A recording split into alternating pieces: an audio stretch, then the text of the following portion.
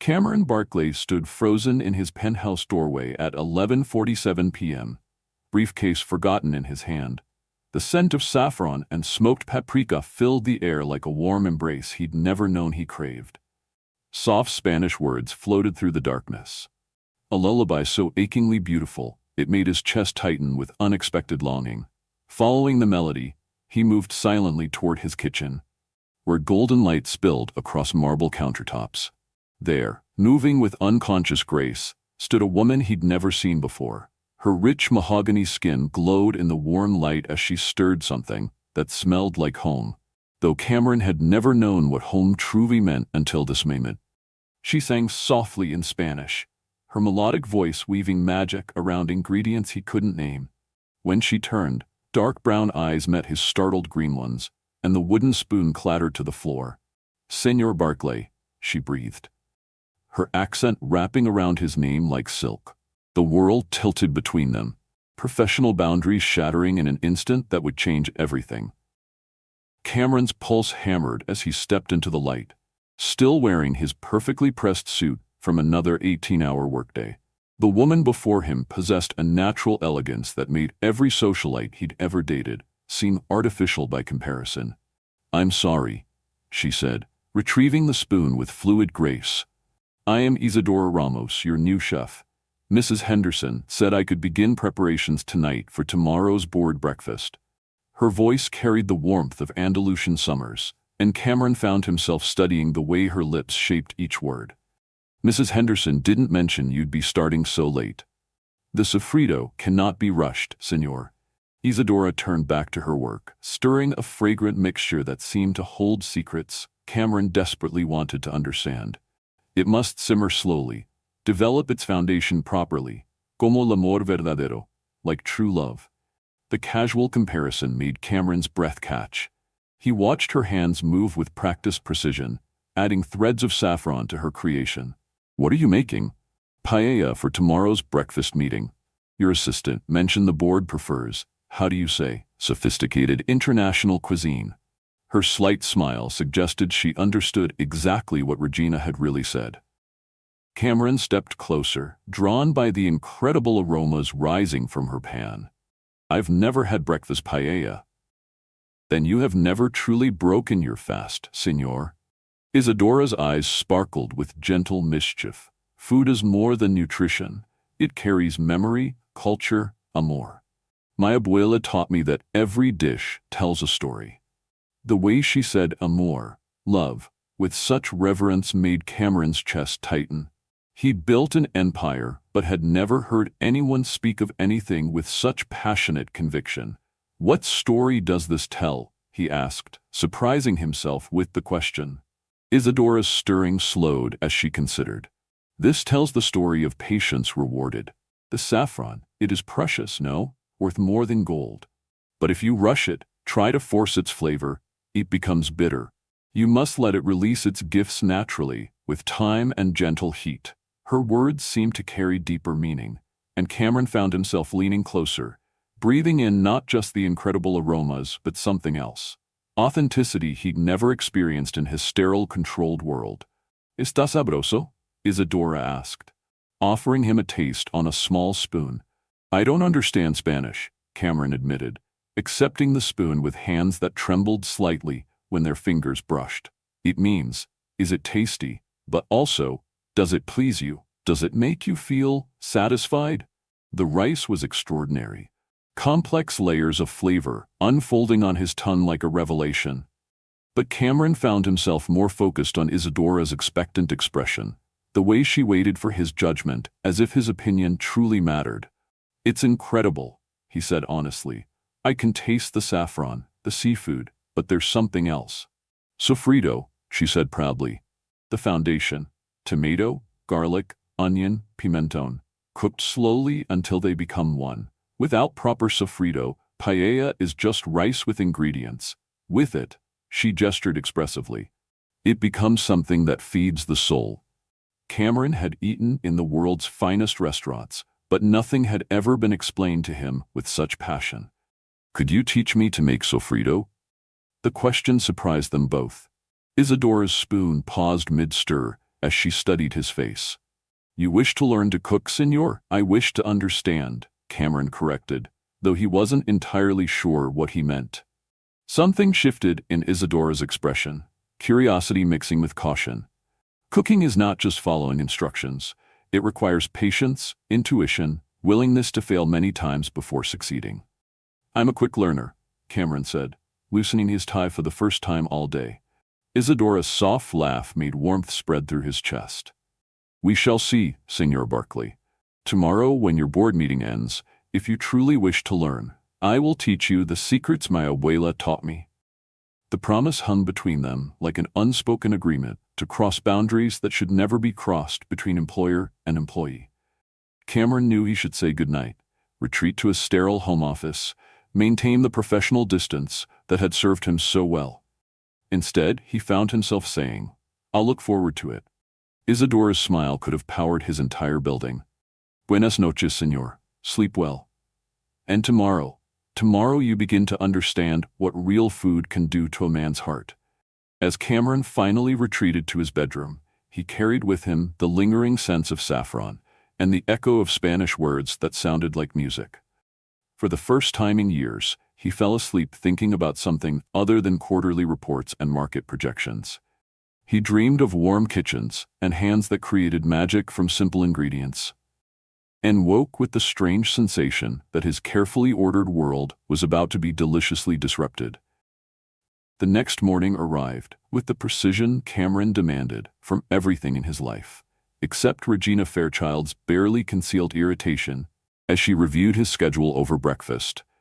"The paella was interesting," Regina said, her tone suggesting interesting was not necessarily positive. "Though I wonder if it's appropriate for such an important board meeting. Shouldn't we stick to more traditional?"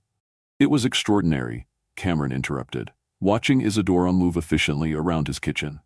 She'd arrived before dawn to prepare the meal, and somehow her presence had transformed his cold, minimalist space into something that felt almost welcoming. Regina's perfectly manicured fingernails tapped against her tablet. "I've taken the liberty of establishing some household protocols with the new staff member. We can't have—" "Good morning, Senor Barkley," Isadora said warmly, approaching with a plate that looked like art. "I hope you slept well." "Very well, thank you." Cameron accepted the plate, their fingers brushing again, a contact that sent unexpected heat racing up his arm. "This smells incredible." Isadora's smile was radiant. "Huevos rotos con jamón ibérico." Broken eggs with Iberico ham. Simple ingredients, but when prepared with care, it becomes something that feeds the soul. Cameron finished, remembering her words from the night before. The pleased surprise that crossed Isadora's features made Regina's jaw tighten almost imperceptibly. "As I was saying," Regina continued pointedly, "I've established clear boundaries about kitchen access and staff interaction. We need to maintain proper professional—" "What does huele increíble mean?" Cameron asked Isadora, ignoring Regina entirely. "It means it smells incredible, senor. Were you practicing Spanish?" Cameron felt heat rise in his cheeks, an unfamiliar sensation. "I may have looked up a few phrases." Isadora's delighted laugh made his chest warm. "Your pronunciation is very good. Perhaps I could teach you more cooking words? They are the most beautiful words in any language." "I'd like that," Cameron said, surprised by how much he meant it. Regina cleared her throat loudly. "The board members will be arriving in 30 minutes. Perhaps we should focus on—" "Of course," Cameron said, though his attention remained fixed on Isadora as she began preparing individual plates with an artist's precision. Each movement was purposeful, graceful, and he found himself wondering what other talents those capable hands possessed. When she reached across him to adjust a garnish, her scent, something warm and spicy like cinnamon and vanilla, enveloped him. She paused, seeming to realize their proximity, and for a heartbeat they were frozen in space, her breath warm against his cheek. "Perdón," she whispered, stepping back quickly. "I did not mean to." "It's fine," Cameron said, his voice rougher than intended. "More than fine." The moment stretched between them, charged with possibility, until Regina's sharp cough shattered the spell. "The board." Regina reminded him coldly. "Right, the board." Cameron straightened his tie, trying to reclaim his professional composure. Thank you for breakfast, Isadora. It was exceptional. De nada, senor. It was my pleasure. As Cameron headed toward his conference room, he heard Regina's clipped voice behind him. Miss Ramos, I need to review the household protocols with you, immediately. Cameron paused, something protective stirring in his chest, but Isadora's calm response floated after him. Of course, señorita. I am eager to learn the proper way to serve Senor Barkley's needs. The innocent words sent heat flooding through Cameron's system, and he had to force himself to focus on quarterly projections instead of wondering exactly what serving his needs might entail. The board meeting passed in a blur of praise for the extraordinary breakfast and discussions of international expansion that suddenly seemed far less important than learning the Spanish words for things that mattered. When the last board member finally left, Cameron found himself drawn back to his kitchen, like a magnet pulled toward true north. Isadora stood at his stove, stirring something that filled the air with rich, complex aromas. She'd changed from her formal chef's whites into a simple sundress that showcased her graceful curves, and Cameron's mouth went dry. How did the meeting go? She asked without turning around. They loved the paella. 3 of them asked for the recipe. Isadora's shoulders relaxed slightly. I am glad. Regina seemed concerned about my food choices. Regina isn't my chef, Cameron said firmly. You are. The possessive note in his voice surprised them both. Isadora turned, studying his face with those perceptive dark eyes. Are you ready for your first cooking lesson, senor? Cameron, he corrected. If you're going to teach me your grandmother's secrets, I think we can dispense with formalities. Isadora's smile was like sunrise. Very well, Cameron. Are you ready to learn the foundation of everything? Sofrito, he said, proud that he remembered. See, but first. Isadora moved to his knife block, selecting a blade with practiced efficiency. You must learn to prepare your mise en place, everything in its place. Organization before creation. She began laying out ingredients: tomatoes, onions, garlic, a jar of something red and powdery. This is pimentón dulce, sweet paprika, not the bitter powder you buy in American stores, but the real thing, smoked over oak fires in La Vera. Cameron picked up the jar, inhaling its smoky sweetness. Where did you find this? I brought it with me from Spain. Some things cannot be replaced or substituted. Her fingers brushed his as she took the jar back. Now, watch carefully. Sofrito begins with patience. She demonstrated the proper way to dice onions, quick, precise cuts that reduced the vegetable to perfect uniform pieces. When she handed him the knife, Cameron felt like a surgeon attempting origami. Too fast, Isadora said gently, her hand covering his to slow his movements. Feel the rhythm. Let the knife do the work. Her palm was warm against his knuckles, and Cameron found his breathing becoming shallow. Like this? Better. Now the garlic. You must remove the green heart, it makes the sofrito bitter. She stood behind him to demonstrate, her body warm against his back as she guided his hands. Press gently with the flat of the blade. See, like that. Cameron was certain she could feel his racing heartbeat through his shirt. Her breath was warm against his ear as she murmured encouragement, and it took all his willpower to focus on the garlic instead of the soft curve of her lips. Now we cook, Isadora said, stepping away and leaving Cameron feeling strangely bereft. Low heat, always. American men, they think everything must be fast, hot, immediate. But the best things, she met his eyes meaningfully. The best things take time. She added olive oil to the pan, golden liquid that shimmered in the late afternoon light streaming through his windows. This is aceite de oliva virgen extra, from my family's grove in Andalusia. Taste. She offered him a spoon drizzled with the oil, and Cameron was amazed by its complex flavor, peppery, fruity, with hints of grass and almonds. It's nothing like what I've had before, he admitted. Because you have never had real olive oil. The mass-produced oils they are like, Isadora searched for words. Like comparing a photograph of a sunset to standing on a Spanish hillside and watching the sky burn gold over ancient olive trees. The poetry in her voice made Cameron's chest tighten. You make everything sound like art.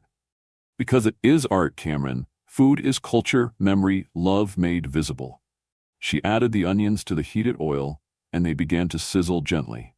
My abuela used to say that sofrito is like building a marriage. Each ingredient must give up something of itself to create something greater. The marriage metaphor set heat racing through Cameron's veins. What does the onion give up? Its sharpness. See how it becomes sweet and golden with gentle heat and time? Isadora stirred slowly, meditatively. The garlic gives up its bite, becomes mellow and fragrant. The tomato surrenders its acidity. And what do they gain? Isadora's smile was radiant.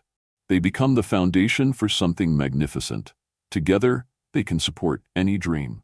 Cameron watched her stir, mesmerized by the graceful movement of her wrists. The way her eyes reflected the golden oil's shimmer. What dreams did your grandmother build on her sofrito? 7 children, 32 grandchildren, a restaurant that fed 3 generations of the same families. Isadora's voice softened with memory. She used to say that a woman who could make proper sofrito would never lack for love or family. And you? What dreams are you building?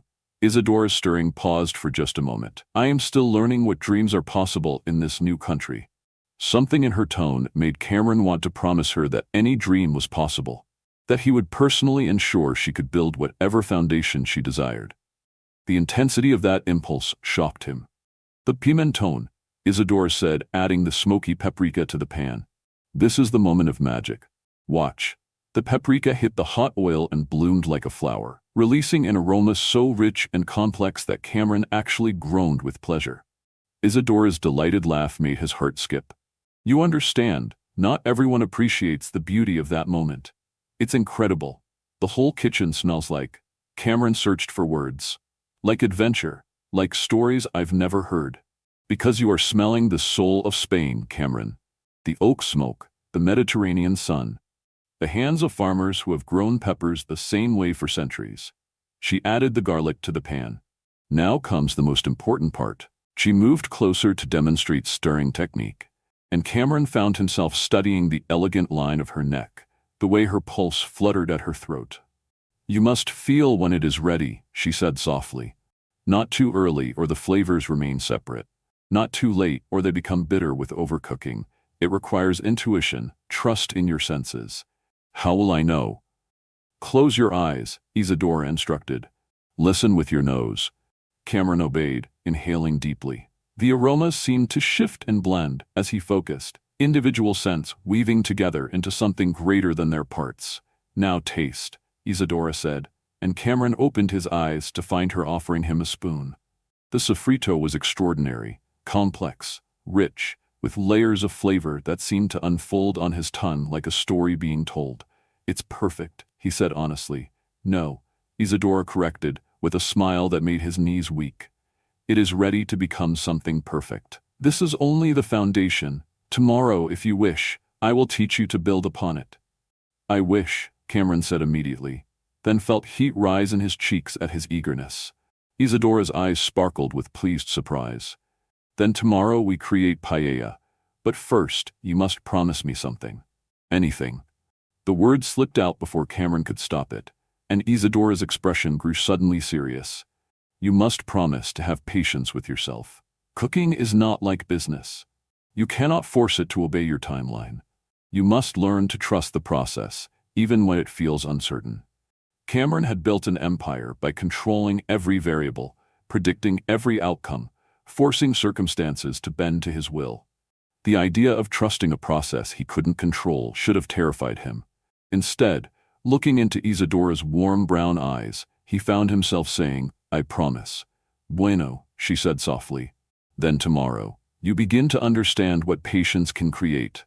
As Isadora began cleaning up, Cameron watched her move through his kitchen with easy familiarity, transforming it from a sterile showpiece into something that felt alive, warm, welcoming.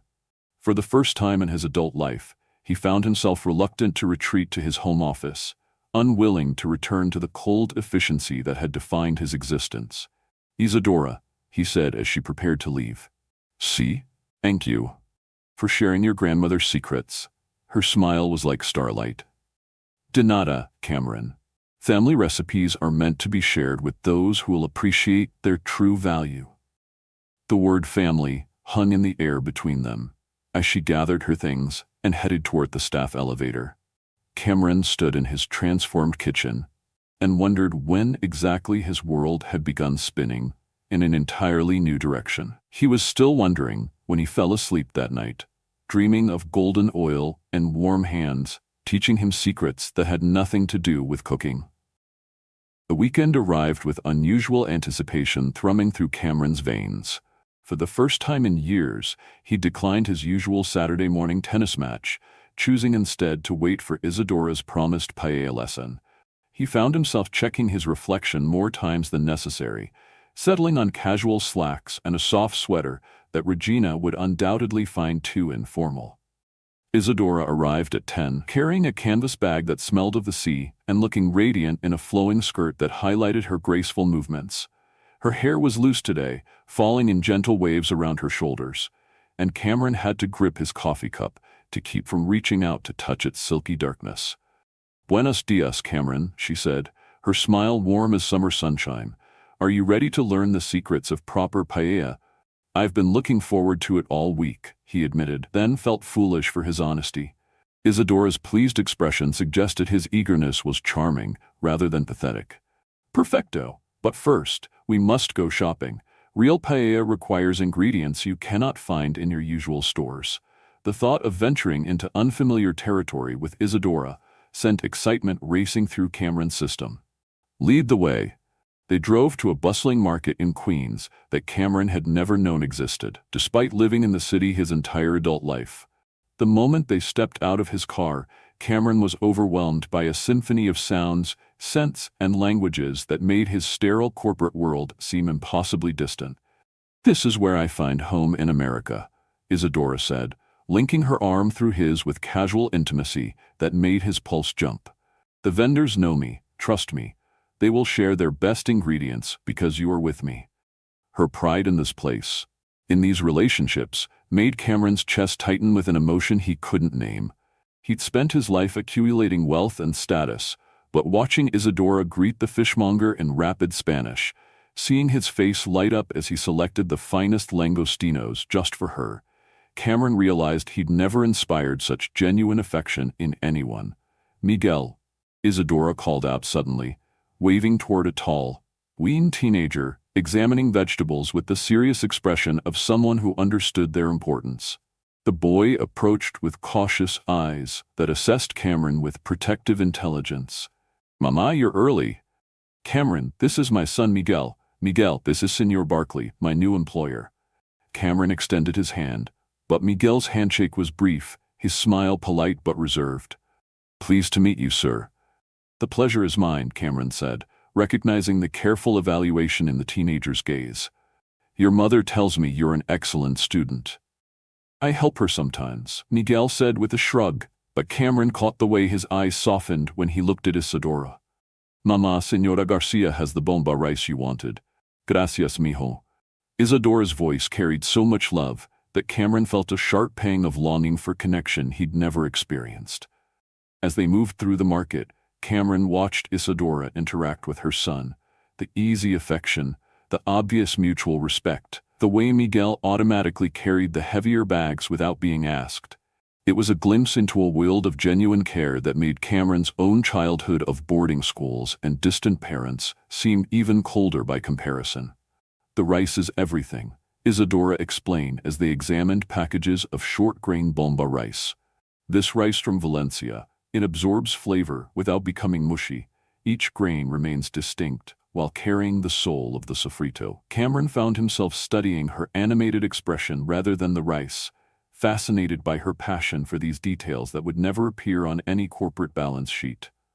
"Like people in a good team," Miguel said unexpectedly.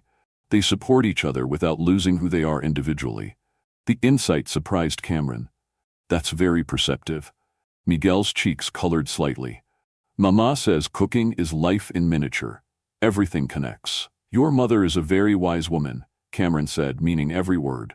Something shifted in Miguel's expression, surprise perhaps that this wealthy stranger spoke of his mother with genuine respect rather than polite condescension. At the seafood vendor, Isadora selected prawns and mussels with an expert's eye, explaining the signs of freshness to Cameron in terms that made him wish he were learning for reasons beyond this single meal. "The shells should shine like mirrors," she said, holding up a mussel. "The smell should be of the ocean," not of fish. Fresh seafood smells like possibility, not decay. Her poetic way of describing everything made Cameron want to experience the world through her senses, to see beauty in ordinary things the way she did. "Let me get this," Cameron said when they reached the checkout. But Isadora placed a gentle hand on his arm. "No, today you are my student. I provide the ingredients, you provide the willingness to learn." Her touch sent warmth racing up his arm, and Cameron found himself nodding despite every instinct that insisted he should pay. Back in his kitchen, Isadora transformed his sterile space into something magical, laying out ingredients like an artist arranging her palette. Miguel helped with easy familiarity, and Cameron felt like an outsider to their intimate teamwork. "Now," Isadora said, tying an apron around her waist, "you must understand that paella is not just rice with ingredients thrown in. It is a conversation between fire, metal, and patience." She pulled out a wide, shallow pan that looked nothing like the cookware in Cameron's rarely used cabinets. "This is a paellera, from Valencia. See how the bottom is thin? This allows the heat to distribute evenly, creating the socarat. The crispy bottom, that is the soul of good paella." Cameron picked up the pan, surprised by its weight and the way it seemed to radiate history. "How old is this?" "It belonged to my abuela, and her mother before her. Miguel will inherit it someday, along with the recipes and the responsibility to preserve our heritage." The weight of tradition in her voice made Cameron's throat tight. His own family's legacy consisted of quarterly reports and real estate holdings, impressive on paper but devoid of soul.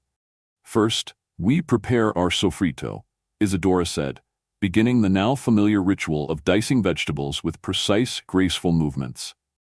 Cameron watched her hands move, remembering the feel of her fingers guiding his, and heat pulled low in his stomach.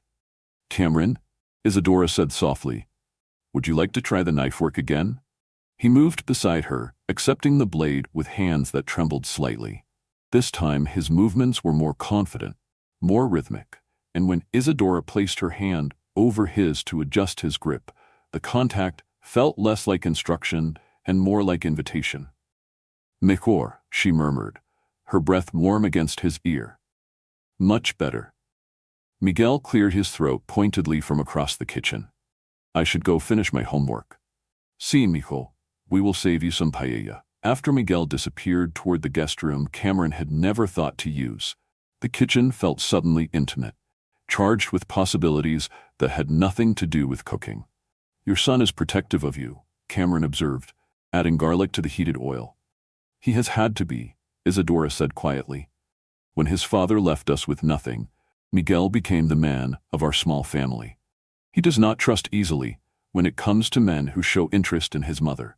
The revelation that someone had hurt her badly enough to leave her son feeling responsible for her protection made anger flare in Cameron's chest. His father was a fool. Isadora's stirring paused. "You do not know the whole story." "I know enough," Cameron said firmly. "Any man who had you and walked away was a fool." The words hung in the air between them, more honest than Cameron had intended. Isadora's eyes met his, searching, uncertain. "The tomatoes," she said finally, her voice slightly breathless. "We must add the tomatoes before the garlic burns."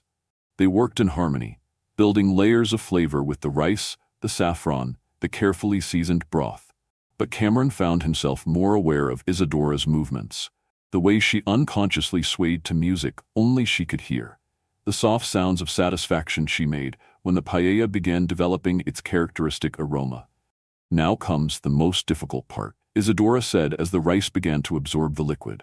"We must resist the urge to stir, to interfere. We add the seafood, arrange it beautifully, and then we trust." "Trust what?" "The process, the heat, our instincts." She met his eyes meaningfully. "Some things cannot be controlled, Cameron. They must be allowed to develop naturally." The metaphor wasn't lost on him.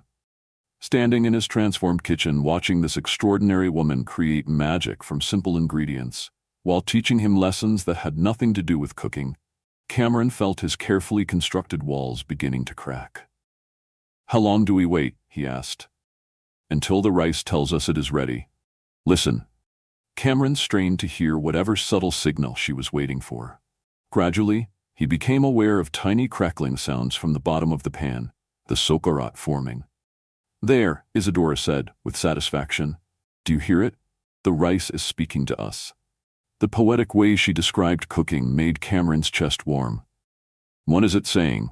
"That patience has been rewarded. That something beautiful is about to emerge from simple ingredients and careful attention." She moved closer to check the paella's progress. And Cameron caught her scent. Warm spices and something uniquely her that made his head spin. When she looked up at him, her face was so close, he could count her eyelashes. "Cameron," she whispered, and the way she said his name made his heart thunder against his ribs. He lifted his hand to her cheek, marveling at the silk of her skin.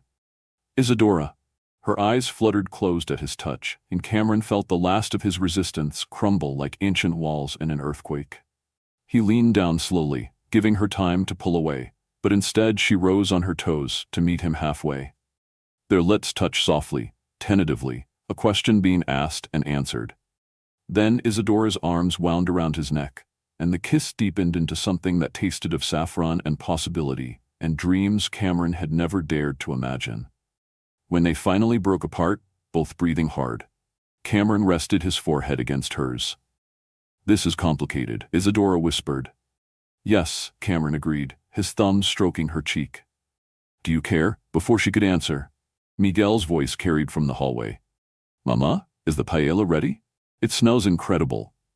They sprang apart like teenagers caught by parents, both flushed and breathing unsteadily. "Sí, mijo," Isadora called back, her voice only slightly shaky. Perfect timing. As they served the paella, which was indeed extraordinary, Cameron caught Miguel, watching them with intelligent eyes that missed nothing. The teenager said little during the meal, but Cameron sensed evaluation in his silence. "This is the best thing I've ever tasted," Cameron said honestly, savoring the complex flavors that seemed to intensify with each bite. "Because it was made with care," Isadora said softly, her eyes meeting his across the table, "with attention to each element, each stage of development." "And with proper sofrito," Miguel added with a slight smile. "Mama says you can build anything on proper sofrito." "What would you build, Miguel?" Cameron asked, genuinely curious. The teenager considered the question seriously. "A future where my mother doesn't have to work so hard. Where she can have a restaurant again, like she did in Spain. Where she can teach other people to cook the way her abuela taught her." The fierce love and protectiveness in the boy's voice made Cameron's throat tighten. "That sounds like a worthy foundation." Something in Cameron's tone made Miguel look at him more carefully. "Do you think it's possible, in America?" "I think," Cameron said slowly, meaning every word, "that anyone with your mother's talent and passion can build whatever dream they're brave enough to pursue." Isadora's sharp intake of breath made him turn to find tears glistening in her eyes. "Gracias," she whispered. "For believing in possibilities I had almost forgotten." As the afternoon faded into evening and Miguel returned to his homework, Cameron helped Isadora clean up with an easy domesticity that felt both foreign and perfectly natural. Their hands brushed constantly, reaching for dishes, passing ingredients, sharing space in ways that sent electricity racing between them. "I should go," Isadora said finally, though neither of them moved toward the door. "Should you?" Cameron asked, stepping closer until they were sharing breath again. "Miguel will worry if I'm too late, and tomorrow is Sunday, we attend Mass together." The mention of her faith reminded Cameron of how different their worlds were, how many obstacles lay between his structured corporate existence and her rich traditional life. "Of course," he said, stepping back. "Thank you for today, for the lesson, for sharing your family's traditions." "Thank you for being a worthy student," Isadora replied, her fingers trailing across his hand as she reached for her bag, "for appreciating what many take for granted." After she left, taking Miguel and all the warmth with her, Cameron stood in his kitchen, surrounded by lingering aromas. The paella pan sat cooling on his stove, a piece of Isadora's heritage, temporarily in his keeping. He thought about her dreams of a restaurant, Miguel's fierce protectiveness, the way she spoke of tradition and patience and building foundations that could support any future. For the first time in his adult life, Cameron found himself wanting to be part of something larger than quarterly projections and board meetings. He was still thinking about the taste of saffron and the feel of Isadora's lips when he fell asleep, dreaming of golden rice and warm hands teaching him that some recipes were worth waiting a lifetime to perfect. What traditions from your own heritage do you treasure most? Share your family's special recipes or cultural practices in the comments below. I love hearing how food connects us to our roots and our hearts. And if you're just discovering our story family, hit that subscribe button and ring the notification bell so you never miss a passionate tale that will touch your soul. Monday morning arrived with the sharp clarity that followed sleepless nights spent replaying perfect moments. Cameron stood in his office, staring out at the Manhattan skyline while his coffee grew cold, his mind wholly occupied with the memory of Isadora's lips and the way she'd whispered his name. "The Henderson account files," Regina announced, entering without knocking and placing a stack of folders on his desk with more force than necessary. "And I've rearranged your schedule to accommodate the wine cellar inspection. The sommelier will be here at 3. Cameron turned from the window, noting Regina's tight expression and the way she avoided meeting his eyes. "Is there something else?" "I think we should discuss appropriate boundaries with household staff," Regina said crisply. "I noticed some informal interactions over the weekend that might send the wrong message about professional expectations." Heat flared in Cameron's chest. "What exactly are you suggesting?" "I'm suggesting that getting personally involved with domestic employees creates legal liabilities and uncomfortable working environments." Regina's voice carried an edge Cameron had never heard before. "Perhaps we should consider finding a more suitable chef, someone who understands the importance of maintaining proper professional distance." The protective anger that surged through Cameron surprised him with its intensity. "Isadora is an exceptional chef who has already improved every meal in this house. Any friendliness you may have observed is simply appreciation for her considerable talents." Regina's lips tightened. "Of course, I simply thought it wise to mention the potential complications before they become actual problems." "Noted," Cameron said coolly. "Now, about the Henderson account." But as Regina launched into her presentation, Cameron found his attention drifting to the kitchen, where he could hear Isadora humming softly in Spanish as she prepared lunch. The melody wrapped around him like an embrace, and he had to force himself to focus on profit margins when every instinct urged him to abandon the meeting and seek out the source of that beautiful sound. Around noon, Cameron escaped Regina's increasingly pointed commentary about professional propriety and made his way to the kitchen under the pretense of checking on lunch preparations. He found Isadora creating what looked like edible artwork, delicate canapés arranged with an aesthetic sense that belonged in museums. "Buenos dias," she said softly, her smile warming him more than his morning coffee had managed. "How was your morning?" "Tedious," Cameron admitted, moving closer to examine her work. "What are you making?" "Montaditos, little Spanish sandwiches for your lunch meeting. Jamón serrano with fig compote, manchego with quince paste, and—" She gestured to tiny, open-faced creations that looked impossibly elegant. "Gambas al ajillo on toasted baguette." The casual way she rattled off the Spanish names made Cameron's chest tighten with desire to understand her world more completely. "They're beautiful. You have an artist's eye." Isadora's pleased smile made his heart skip. Food should please all the senses. Beauty makes flavors taste even more extraordinary. She was arranging microgreens with tweezers, each placement deliberate and graceful, and Cameron found himself mesmerized by the precise movements of her fingers. "Cameron," she said softly, not looking up from her work. "About yesterday." "What about it?" he asked, though his pulse accelerated with anticipation. "Miguel asked me many questions after we returned home. He is protective. I noticed. He's a good son." Isadora's hand stilled. "He asked if you are a good man, or simply another rich man who thinks money can buy whatever he desires." The question hit Cameron like a physical blow. "What did you tell him?"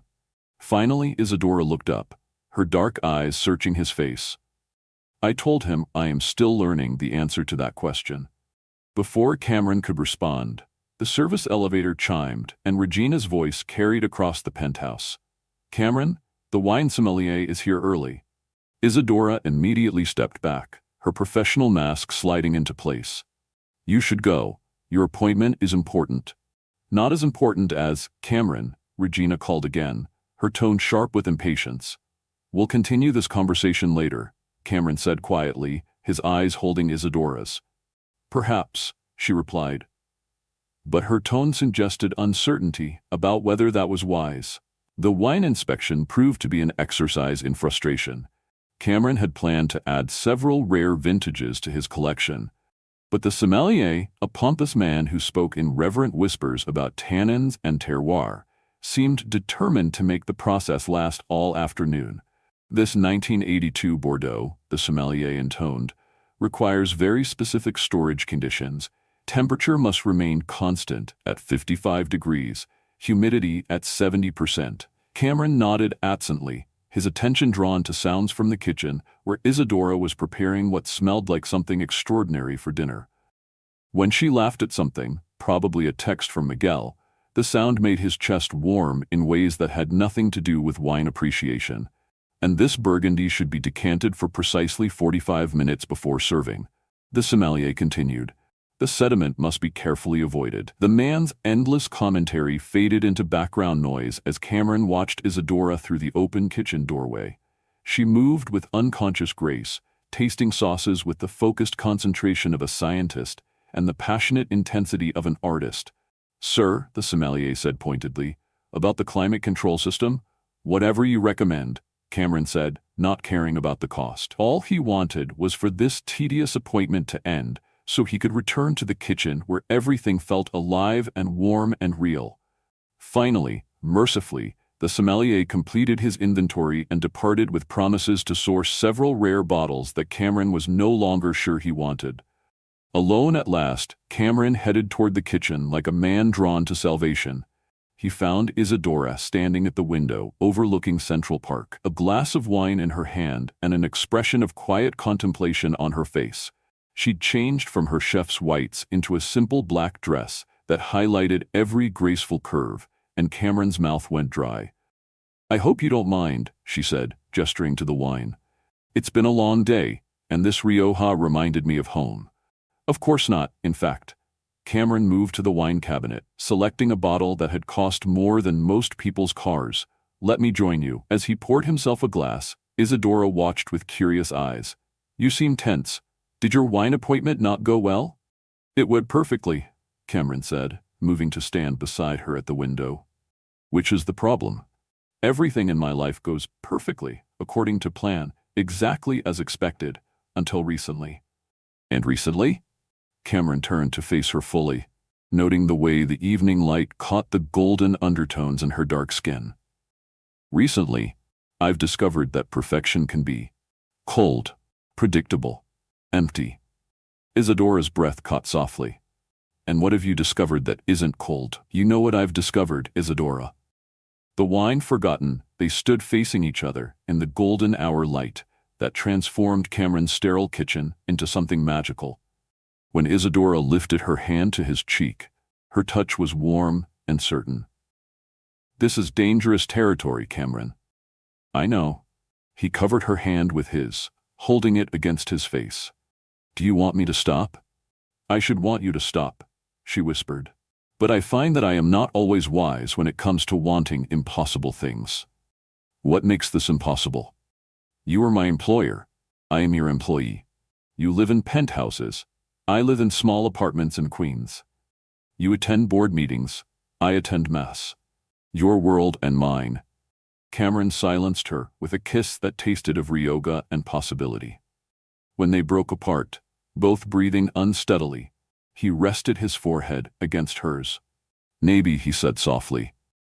"It's time both our worlds expanded." The vulnerability in his voice seemed to undo something in Isadora. She rose on her toes to kiss him again, deeper this time, with a passion that matched the fire he'd seen in her cooking. When her fingers tangled in his hair, Cameron felt the last of his careful control slip away. "Isadora," he breathed against her lips. "Are you sure?" "No," she whispered, honestly. but I am tired of being careful with my heart. Tired of protecting myself from possibilities that terrify me.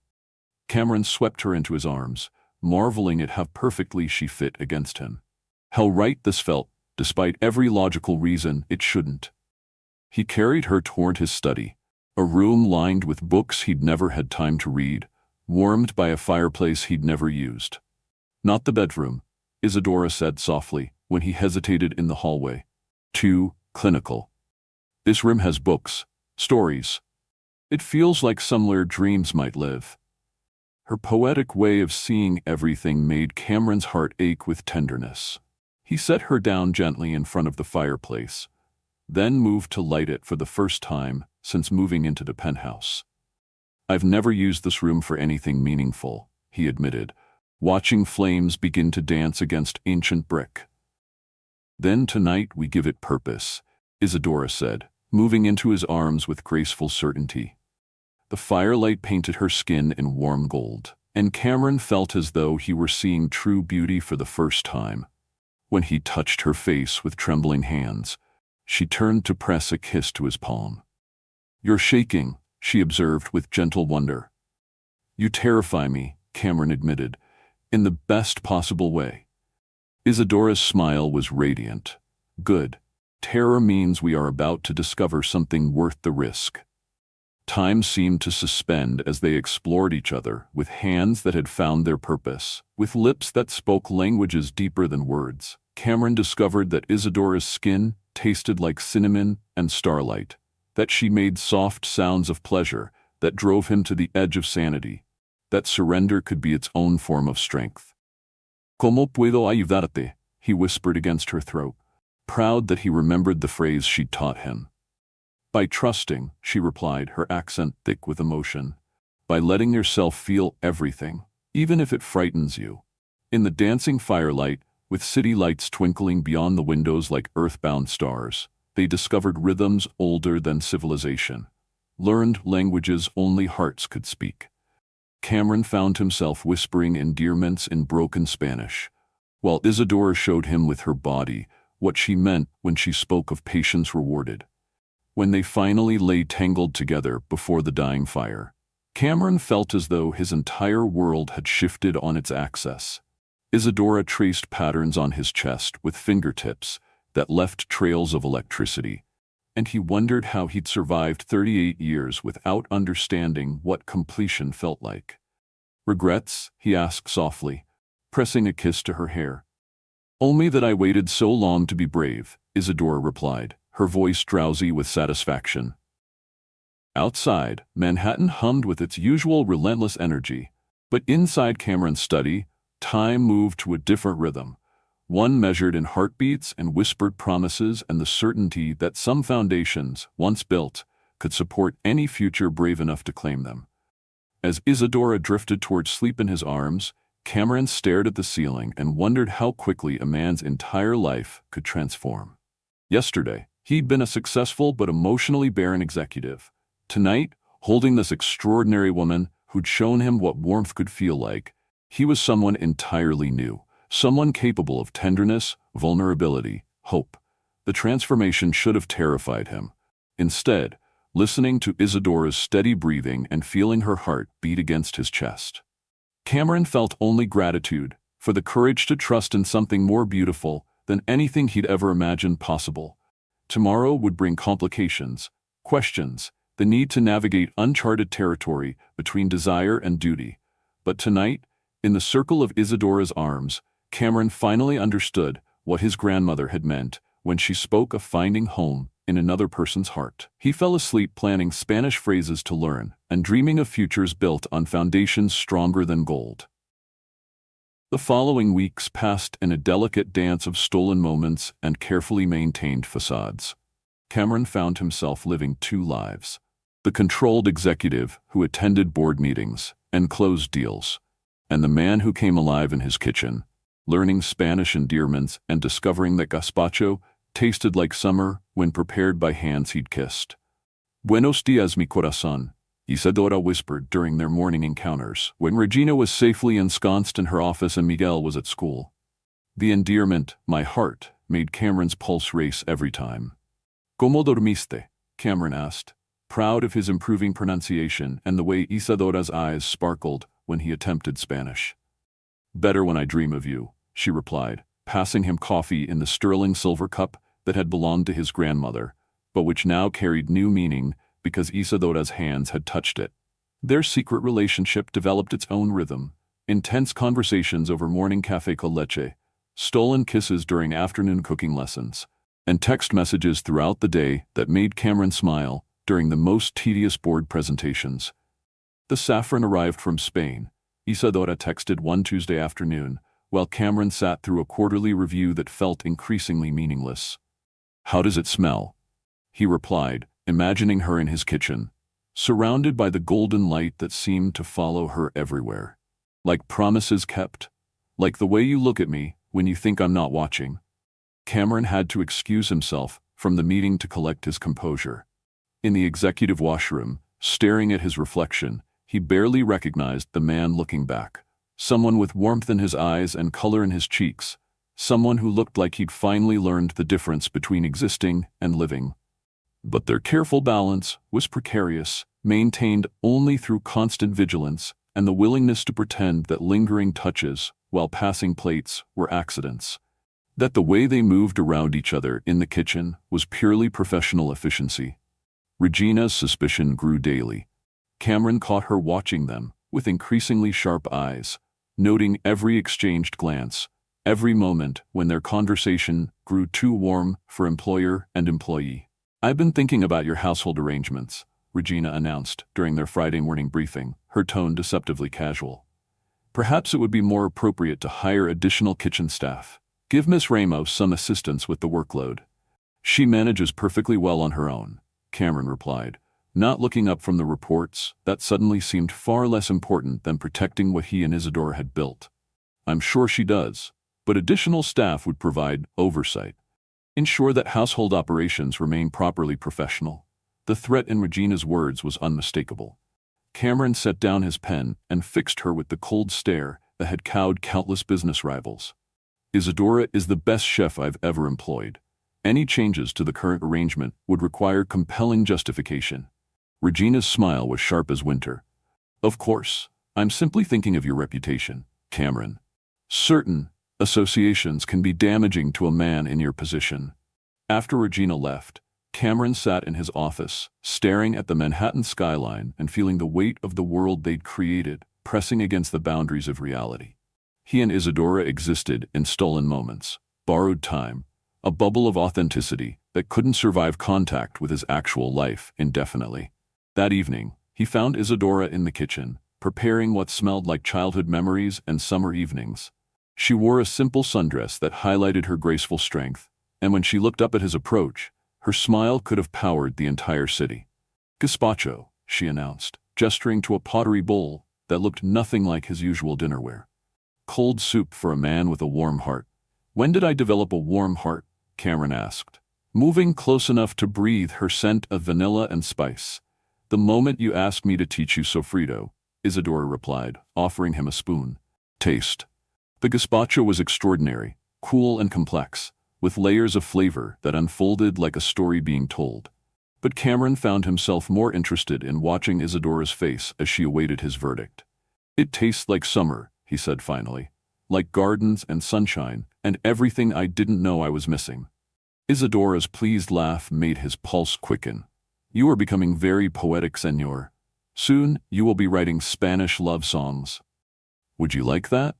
Cameron asked, pulling her closer until they were sharing breath. I would like many impossible things, Isadora admitted, her hands coming up to rest against his chest. But wanting and having are different territories. Before Cameron could ask what she meant, her phone buzzed with a text that made her expression shift from warm to worried. Miguel? Cameron asked, recognizing the maternal concern that transformed her features. His school is calling a parent conference. Academic concerns. Isadora's voice carried stress that made Cameron want to solve whatever problem threatened her peace. What kind of concerns? Falling grades, missed assignments. This is not like him.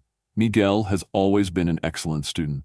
Isadora moved away, beginning to pace in the small circles Cameron had learned meant she was processing worry. His teacher says he seems distracted, unfocused. When is the conference? Tomorrow afternoon. I will need to leave early from work. Isadora's tone was carefully neutral, but Cameron caught the underlying anxiety about requesting time off so soon after starting her position. Of course, take whatever time you need. Cameron paused, then took a breath and voiced the offer he knew was risky, but couldn't stop himself from making. Would you like me to come with you? Isadora's movement stopped abruptly. What? To the conference, for support. Cameron felt heat rise in his cheeks at her stunned expression. I know it's presumptuous, but if Miguel is struggling, maybe another perspective. You would do that? Isadora's voice was barely above a whisper. Come to a school conference for a boy who is not your son? Miguel is important to you, which makes him important to me, Cameron said simply, meaning every word. Tears gathered in Isadora's eyes. Cameron, that is, but people would ask questions, wonder why my employer is attending personal meetings. It would create complications for both of us. The reminder of their impossible situation hit Cameron like cold water. In his desire to support her, he'd forgotten the constraints that governed their relationship beyond these stolen kitchen moments. You're right, he said, stepping back. I wasn't thinking clearly. No, Isadora said firmly, moving to close the distance between them again. You are thinking with your heart, which is beautiful and dangerous, and everything I am learning to treasure about you. Her words undid something in Cameron's chest.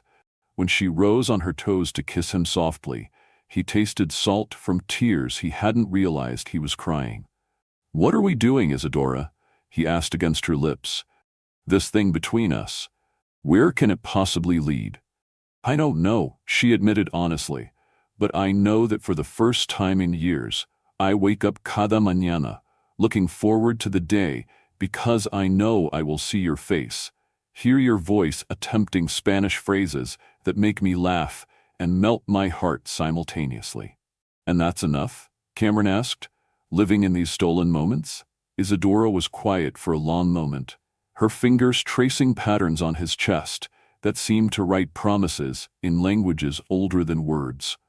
For now, she said finally, for now, it has to be enough. That night, after Isadora had gone home to help Miguel with homework and prepare for the difficult conversation ahead, Cameron stood in his study where they'd first made love. The room still held traces of her presence, the faint scent of her perfume, the indentation in the leather sofa where they'd held each other, the book of Pablo Neruda's poetry she'd been reading that night and forgotten to take with her. Cameron picked up the book, noting the passages she'd marked with pencil. One caught his attention. Love is so short, forgetting is so long. The words hit him like a physical blow. Was that what this was? A brief interlude of warmth before returning to the cold efficiency of his previous existence? The thought of forgetting Isadora, of returning to empty evenings and meals that tasted like nothing, made his stomach clench with something approaching panic. His phone buzzed with a text. Miguel's teacher says his distraction began 3 weeks ago, exactly when I started working for you. I think my happiness is affecting him, and he doesn't understand what's changing. I'm scared, Cameron. Cameron stared at the message, reading between the lines. Miguel was perceptive enough to sense his mother's emotional shift, but mature enough to worry about what it might mean for their small family's stability. The boy was protecting the only parent he had from a situation he couldn't control or fully understand. What can I do? Cameron texted back, though he suspected the answer was nothing. Just be patient with us. This is new territory for all of us. But patience felt insufficient when the woman he was falling in love with was struggling with challenges he couldn't help solve, when her son was suffering because his mother had found happiness in arms that couldn't offer them security or legitimacy. Cameron walked to his window, staring out at the glittering city that had always represented achievement and success. Now it looked like what it had always been, a beautiful, cold monument to ambition that offered everything except what he discovered he needed most. Somewhere in Queens, Isadora was probably helping Miguel with mathematics or listening to his concerns about his mother's secretive new behavior. They were a family, complete unto themselves, and Cameron was an outsider whose presence in their lives created complications rather than solutions. The realization should have made him pull back, reassess, return to the safe boundaries of employer and employee. Instead, it made him more determined than ever to find a way to bridge the gap between their worlds. He spent the weekend researching educational consulting services, wondering if he could anonymously arrange for Miguel to receive academic support without Isadora knowing the source. It was presumptuous, possibly invasive, but the need to help them in whatever way possible had become stronger than his usual caution. By Monday morning, Cameron had convinced himself that discretion was the better part of valor, but when Isadora arrived for work with stress lines around her eyes and a brittle smile that didn't reach them, his resolve crumbled. "How did the conference go?" he asked, abandoning all pretense of professional distance. "Difficult," Isadora admitted, not needing his eyes as she began preparing breakfast with mechanical efficiency. "Miguel is an intelligent boy, but he's been distracted. His teacher thinks he's worried about family changes, instability at home." "What kind of changes?" Cameron asked, though he suspected he already knew. "His mother coming home happy instead of exhausted, singing while she cooks, smiling at her phone." Isadora's voice carried guilt that made Cameron's chest ache. "He's 16, not stupid. He knows something has shifted in my life. And that frightens him? His father left us for another woman when Miguel was 12.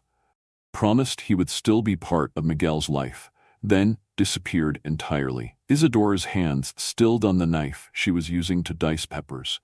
"Miguel associates his mother's romantic happiness with abandonment, loss, disappointment." The picture she painted made anger flare in Cameron's chest, not at Miguel, whose protective instincts were entirely logical, but at the man who damaged this family so thoroughly that a teenage boy couldn't trust his mother's happiness. "What did you tell him?" Cameron asks quietly.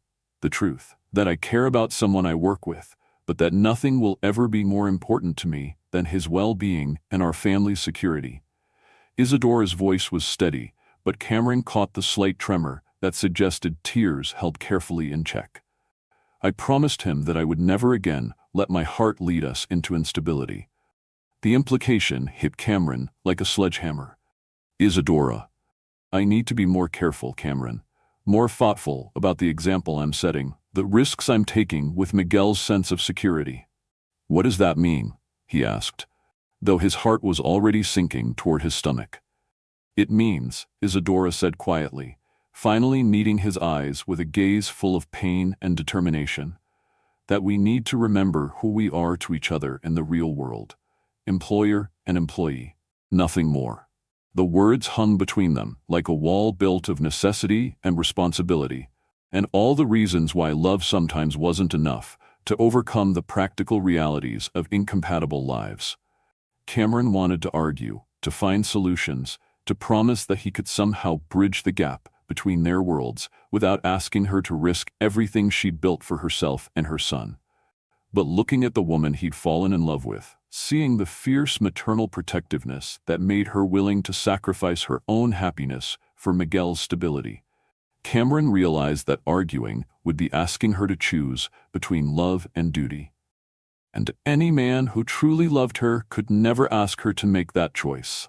"I understand," he said quietly, meaning it even as the words felt like swallowing glass.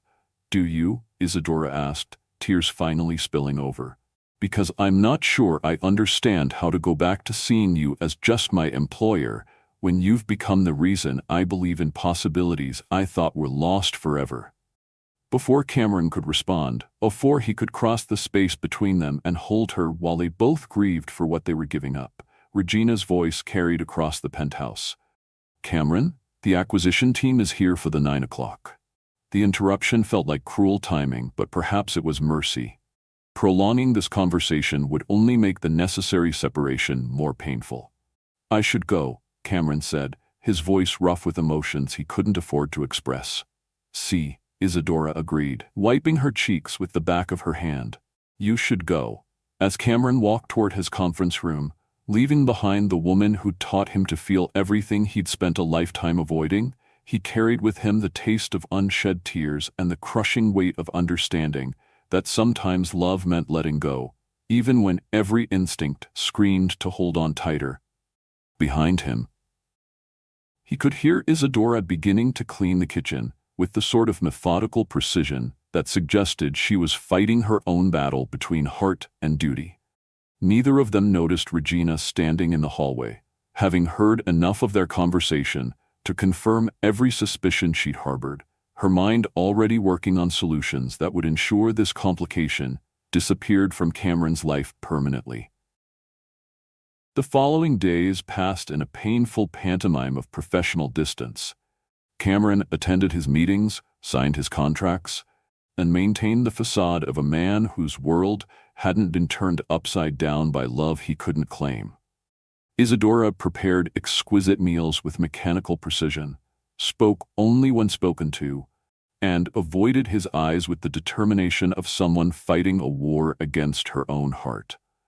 The artificial coldness between them felt like winter in July.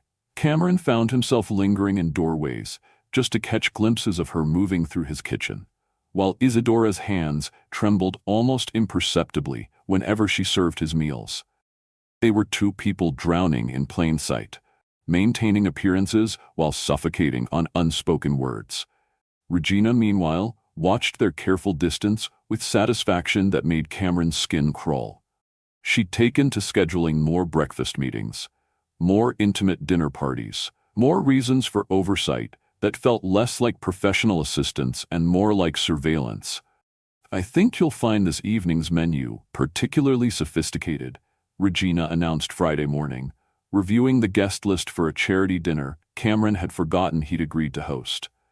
"Miss Ramos has planned something appropriately restrained." The word choice felt deliberately pointed, and Cameron caught the slight tightening around Isadora's eyes as she presented the planned courses with professional detachment. "It sounds perfect," Cameron said, meaning it. Everything Isadora created was perfect, even when she was holding herself at arm's length to protect her son's peace of mind. "The Whitmore Foundation's board will be attending," Regina continued, "along with several other prominent families. I've taken the liberty of seating arrangements that should facilitate important conversations." Cameron nodded absently, his attention caught by the graceful way Isadora moved around his kitchen, preparing ingredients for an evening that would transform his home into a stage where he'd have to pretend she meant nothing more to him than efficient service. "Mrs. Evangeline Barclay Cross called this morning," Regina added casually, watching Cameron's face carefully. "She's in town unexpectedly and would love to attend tonight's dinner if there's space." The mention of his ex-wife made Cameron's blood freeze. "Evangeline is in New York?" "She mentioned some business with her art foundation. I took the liberty of adding her to tonight's guest list. I hope that's acceptable." Before Cameron could respond, Regina continued with false brightness. "She was so pleased to hear about your domestic improvements. Particularly interested in meeting your new chef, since she's always been passionate about authentic international cuisine." The threat in Regina's words was unmistakable now. Somehow she'd orchestrated this evening to create maximum disruption, bringing together his ex-wife, prominent social figures, and the woman he loved, in a situation designed to expose the impossible nature of their relationship. Cameron caught Isadora's reflection in the kitchen window. She'd gone very still, her hands frozen mid-chop, as she processed the implications of entertaining the woman Cameron had once married. "That's quite a coincidence," Cameron said carefully. "Evangeline being in town just when we're hosting." Regina's smile was razor-sharp. Sometimes the universe provides exactly the right timing for important reunions. After Regina departed to finalize arrangements, Cameron found himself alone in the kitchen with Isadora for the first time in days. The silence stretched between them, heavy with everything they couldn't say. "Your ex-wife will be here tonight," Isadora said finally, her voice carefully neutral. "Yes, I'm sorry. I had no idea Regina had invited her." Isadora's hands resumed their precise chopping, but Cameron caught the slight tremor in her movements. "It's your home, Cameron. You should entertain whoever you choose." The formal way she said his name, not the warm, smart, affectionate tone he'd grown to treasure, made his chest ache. "Isadora, I should focus on tonight's preparations," she interrupted gently but firmly. "Your guests will expect perfection." Cameron wanted to cross the ring, to take her in his arms and promise that no amount of social pressure or convenient ex-wives could change what he felt for her. Instead, he respected the boundaries she'd drawn and retreated to his office, where he spent the day in a futile attempt to concentrate on quarterly projections instead of the catastrophe Regina was orchestrating. Evening arrived with the relentless precision of execution day. Cameron dressed carefully in his most expensive tuxedo, armor for a battle he didn't want to fight. Downstairs, his penthouse had been transformed into a showcase. Flowers, candles, elegant table settings that would impress New York's social elite. Isadora moved through the preparations like a master conductor orchestrating a symphony. She changed into chef's whites that were crisp and professional, her hair pulled back severely, every aspect of her appearance designed to project competent invisibility. But Cameron saw through her camouflage to the woman beneath, the graceful strength, the quiet intelligence, the passionate heart she was hiding behind professional facades. She was the most beautiful woman in his home, and he couldn't claim her, couldn't stand beside her, couldn't even acknowledge what she meant to him. The guests began arriving at 7, board members, social luminaries, representatives from various charitable foundations. Cameron played his part perfectly, greeting each arrival with the charm that had made him successful in business and society. Then Evangeline swept through his door like a force of nature, all platinum hair and designer elegance and the sort of calculated beauty that belonged on magazine covers. "Cameron, darling," she said, air-kissing him with the precision of someone who'd perfected social choreography. "You look wonderful. Success suits you." Evangeline had always been stunning in the cold, perfect way of expensive artwork. Beautiful to admire but offering no warmth. Standing near her now, Cameron was struck by how different she was from Isadora's natural radiance, how her polished perfection felt artificial after experiencing authentic grace. "Evangeline, you look well." "Thank you, darling. I've been dying to see what you've done with this place." Her sharp eyes swept the room with the assessment of someone cataloging assets. "And I'm absolutely fascinated to meet your new chef." Regina mentioned she's quite exotic. The way Evangeline said exotic made Cameron's jaw clench. Isadora is exceptionally talented. I'm sure she is. Foreign cuisine can be so authentic.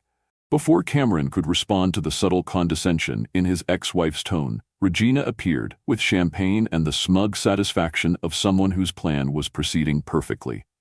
"Mrs. Barclay Cross, how lovely that you could join us. Cameron was just saying how much he's been looking forward to your input on the evening's menu." Cameron had said no such thing, but correcting Regina would only create the sort of scene that would give his ex-wife more ammunition for whatever game she was playing. Dinner was announced, and the guests moved toward Cameron's dining room, where Isadora had created something that looked like edible art. Each plate was a masterpiece of color and composition, sophisticated flavors arranged with museum-quality precision. "This is extraordinary," murmured Mrs. Whitmore, president of the foundation they were ostensibly supporting. "Where did you find such a talented chef?" "Spain, actually," Regina answered before Cameron could speak. "Miss Ramos brings such authenticity to the kitchen, though I imagine it must be quite an adjustment. Working in American households after the more casual European approach to employer-employee relationships." Cameron felt his temper flare at Regina's deliberate provocation. But before he could respond, Evangeline joined the conversation with poisonous sweetness. "How fascinating. I've always admired European attitudes toward service. So much more personal than what we're used to here."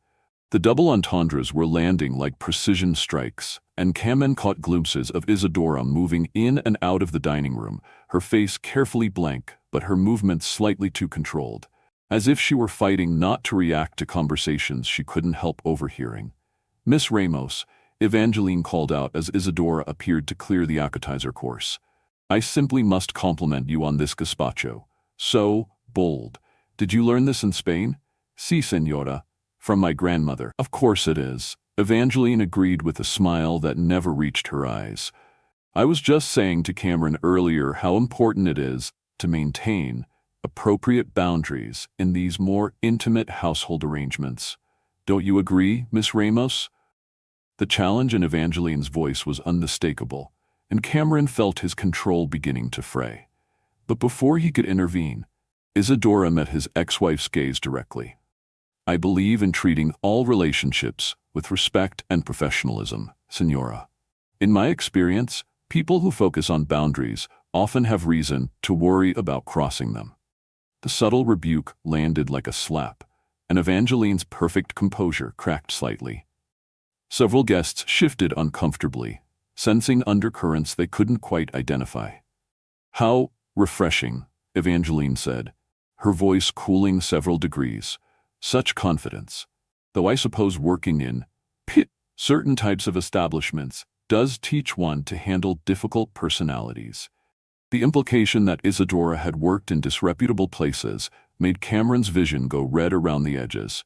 He was half out of his chair when Miguel's voice carried from the kitchen. The teenager had apparently arrived to help with the evening service. "Mamá, ¿dónde están los platos limpios?" The sound of Spanish in his dining room made several guests turn with curiosity, and Cameron watched Evangeline's eyes light up with malicious interest. "Oh my," she said with false concern. "I hope there isn't some sort of family situation disrupting the evening service." "Miss Ramos' son occasionally assists with special events," Cameron said firmly, his voice carrying warning that only Evangeline was foolish enough to ignore. "Her son? How complicated. I imagine teenage boys can be quite a handful, especially for single mothers trying to maintain professional focus." Regina leaned forward, with the satisfaction of someone watching her carefully laid trap spring closed. "Miguel is actually having some difficulties at school lately. Isn't that right, Miss Ramos? Something about distractions at home?" Cameron felt the room's energy shift as the guests processed this personal information being aired like entertainment. He could see Isadora's carefully maintained composure beginning to crack, her professional mask slipping to reveal the fierce maternal protectiveness beneath. "My son's education is not dinner conversation," Isadora said quietly, but her voice carried steel that made several guests look up in surprise.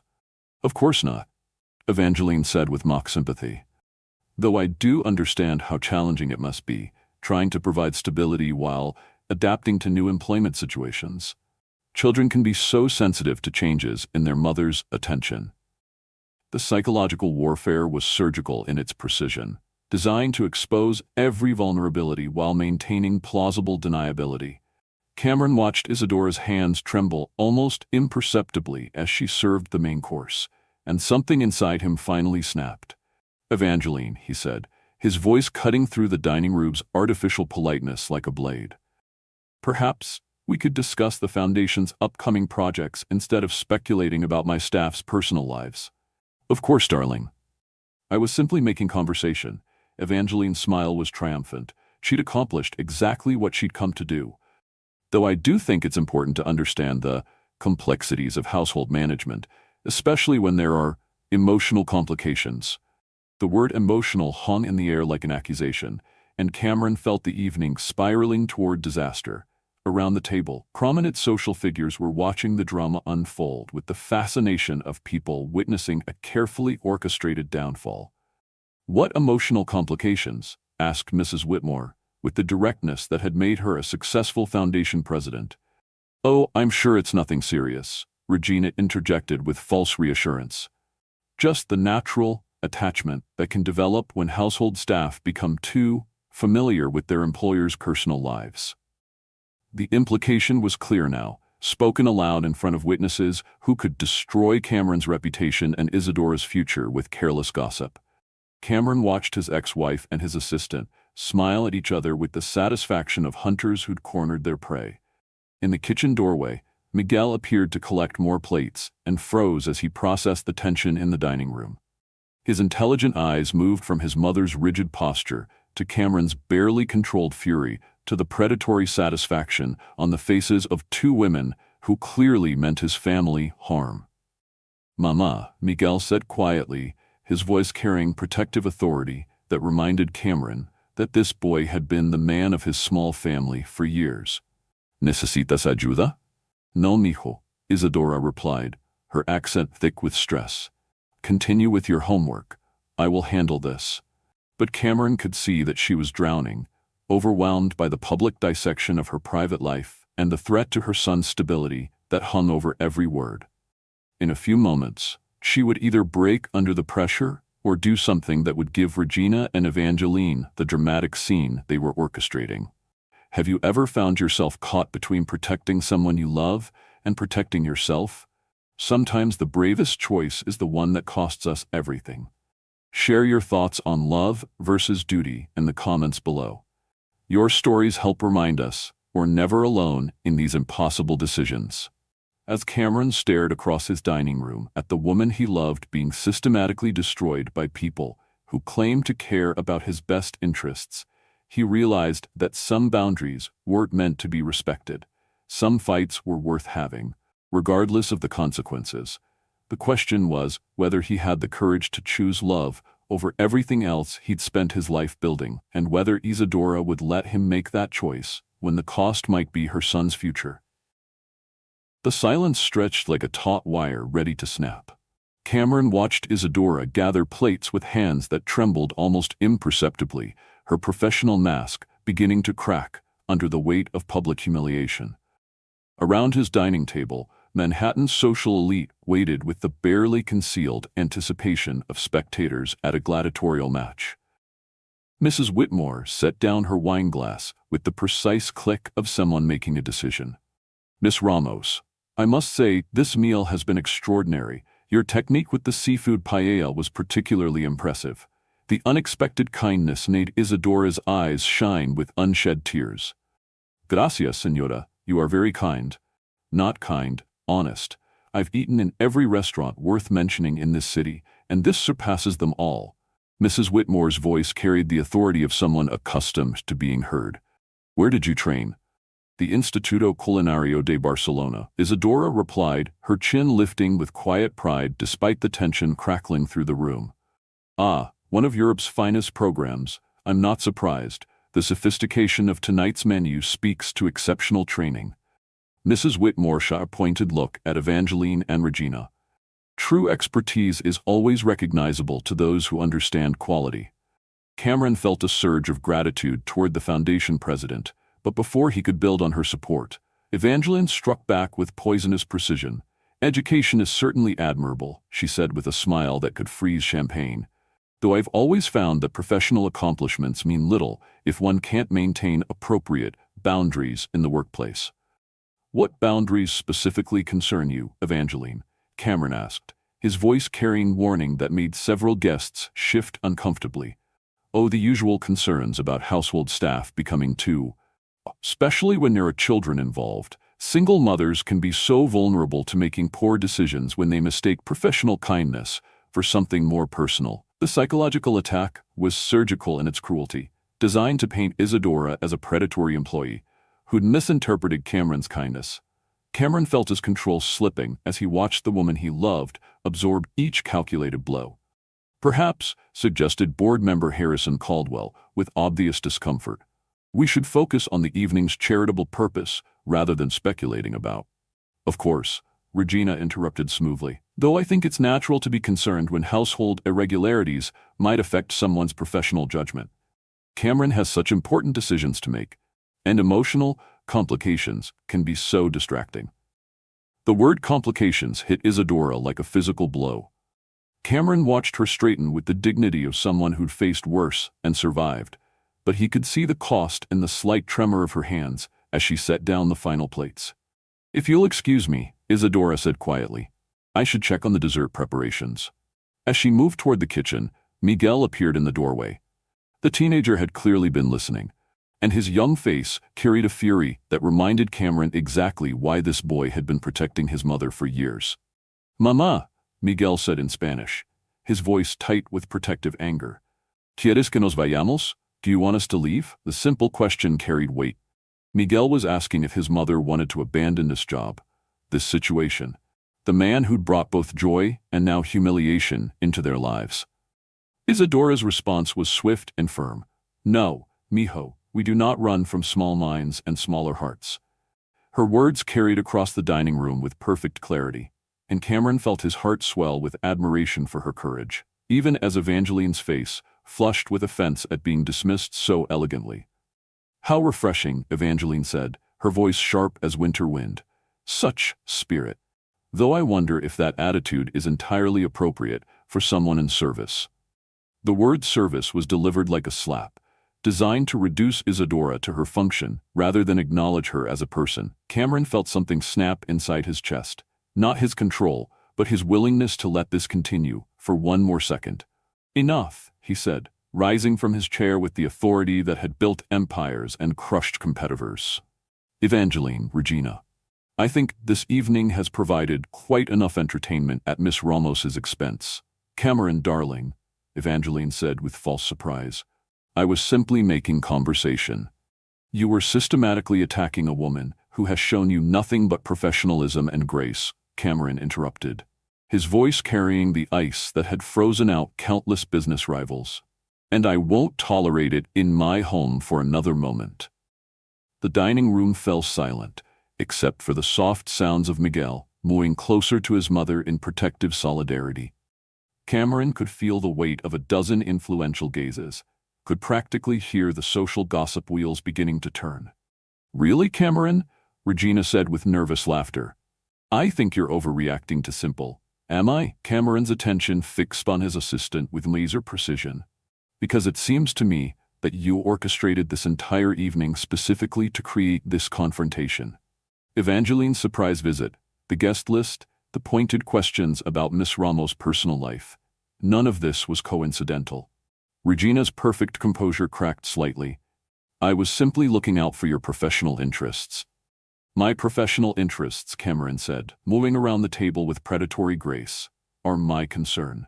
My personal life is absolutely none of yours. And if you think I'm going to stand by while you and my ex-wife attempt to destroy a woman whose integrity surpasses both of yours combined, you've severely miscalculated." "Cameron," Mrs. Whitmore said quietly, "perhaps we should." "No." Cameron's voice carried finality. "This needs to be said. Miss Ramos is the most talented chef I've ever employed, the devoted mother, and a woman of extraordinary character. If anyone in this room has a problem with her heritage, her accent, her son, or her place in my household, you're welcome to leave immediately." The challenge hung in the air like thrown gauntlet. Cameron could see the calculation in several faces, the social cost of supporting him versus the risk of opposing him. In the business world, his wealth and influence would have guaranteed support. In Manhattan social circles, the rules were more complex. "How romantic," Evangeline said with venomous sweetness. "Though I do hope you've considered the practical implications of these feelings. Board positions, social standing, business relationships, they can all be so fragile when there are questions about judgment." The threat was clear. Choosing Isadora would cost him everything he'd built.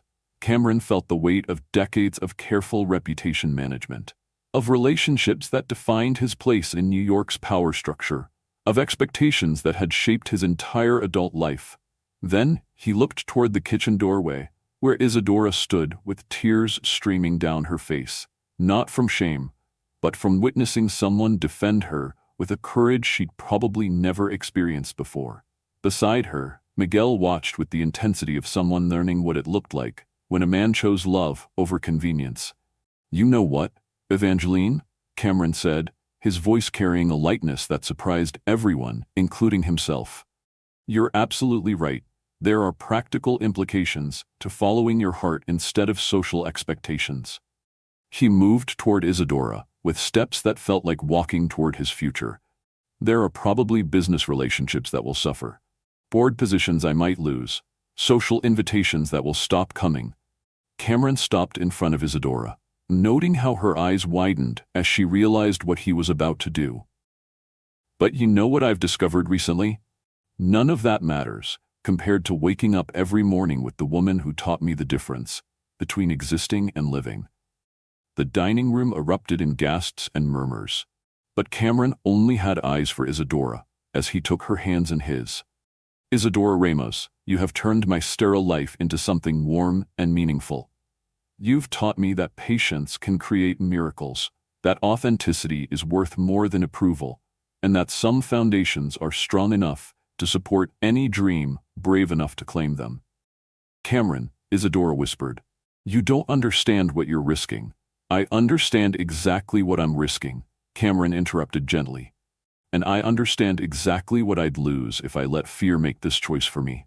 He turned to address his guests, still holding Isadora's hands like anchors to his new reality. Ladies and gentlemen, I'd like you to meet the woman I'm in love with. If that creates problems for any of you, I genuinely don't care. The silence that followed was deafening. Cameron could practically hear reputations recalculating, social equations rebalancing, the delicate machinery of Manhattan's elite processing this unprecedented breach of protocol. Then Mrs. Whitmore began to applaud. About time, she said with satisfaction. I was wondering when you'd finally grow a backbone, Cameron. Miss Ramos, you've clearly done wonders for this man's character. One by one, other guests joined the applause. Not all of them, but enough to create a wall of support that made Evangeline's face flush with frustrated rage. This is absolutely ridiculous, she snapped. Cameron, you're making a fool of yourself over the help. The help? Miguel's voice cut through her words like a blade. The teenager stepped forward with the protective fury of someone who'd heard enough. My mother graduated summa cum laude from one of Europe's finest culinary programs. She built a successful restaurant in Seville before she came to America. She speaks 4 languages, creates art that feeds people's souls, and has more class in her little finger than you have in your entire plastic surgery-enhanced body. The raw courage of a 16-year-old defending his mother against Manhattan's social elite made the room fall silent again. Cameron felt his respect for Miguel deepen even further as the boy continued with devastating precision. And if you think she's the help, then you clearly don't understand the difference between someone who serves with pride and someone who just serves themselves. Miguel, Isadora said softly, pride and concern warring in her voice. No, Mama. Someone needs to say this. Miguel's attention fixed on Cameron with the intensity of someone delivering a final judgment. My mother is worth 10 of these people. If you really love her, if this isn't just some rich man's fantasy about exotic flavors and forbidden fruit, then prove it. Show her she matters more than their opinions. The challenge hung in the air like a thrown gauntlet. Cameron realized that this moment would define not just his relationship with Isadora, but his entire future. Who he chose to be, what he chose to value, whether he had the courage to build his life on love instead of social approval. You're right, Cameron said, meeting Miguel's fierce gaze directly. Your mother is worth 10 of most people. She's worth 100 of me on my best day. And if it takes the rest of my life to prove that I understand her value, then that's exactly what I'll do. Something shifted in Miguel's expression, not complete trust, but the beginning of respect for a man who could speak the truth about his mother's worth. Cameron, Regina said, desperately, making one final attempt to salvage her orchestrated catastrophe. Think about what you're saying. The board will hear about this, the shareholders. Let them hear, Cameron said, his arm sliding around Isadora's waist with possessive tenderness. Let them all hear that Cameron Barclay finally learned the difference between success and happiness. As he looked down at Isadora, at her tear-streaked face and radiant smile, at the way she leaned into his embrace like coming home, Cameron felt pieces of himself that had been scattered for years, finally clicking into place. ¿Estás seguro? Isadora whispered. Are you sure? Más seguro que nunca. Cameron replied in careful Spanish, meaning every word, more sure than ever. The Spanish endearment made tears spill over Isadora's cheeks, but when Miguel translated quietly for the guests who didn't understand, several people smiled with genuine warmth. Well, said Mrs. Whitmore with satisfaction, I think this has been the most interesting charity dinner I've attended in years. Miss Ramos, I hope you'll consider catering our foundation's spring gala. And Cameron, next time you want to make a romantic declaration, perhaps warn your guests. My heart medication isn't designed for this much excitement. The laughter that followed broke the remaining tension, transforming the evening from social catastrophe into something that would be talked about for years, but in ways that celebrated courage rather than condemning it. As guests began to leave, some offering congratulations, others departing with the stiff politeness of people whose expectations had been thoroughly overturned. Cameron held Isadora close and marveled at how completely his world had changed in the space of a single conversation. "So," he said quietly, "what happens now?" "Now," Isadora replied, her accent thick with emotion, "we discover what it's like to build something real together, without secrets, without shame, without fear of who might disapprove. And if the board tries to force me out, if the business relationships suffer," Isadora's smile was radiant, "then we discover that some foundations are strong enough to support any dream brave enough to claim them." As Cameron kissed her in his dining room, surrounded by the lingering aromas of saffron and courage, he realized that he'd finally learned the most important lesson of his adult life. Some risks were worth everything, and love was always the best investment he could make. The evening that had begun as Regina and Evangeline's carefully orchestrated trap had become the moment Cameron Barclay chose authenticity over approval, love over fear, and the woman who taught him what home could feel like over everything else he'd thought defined him. It was, he reflected, the best decision he'd ever made.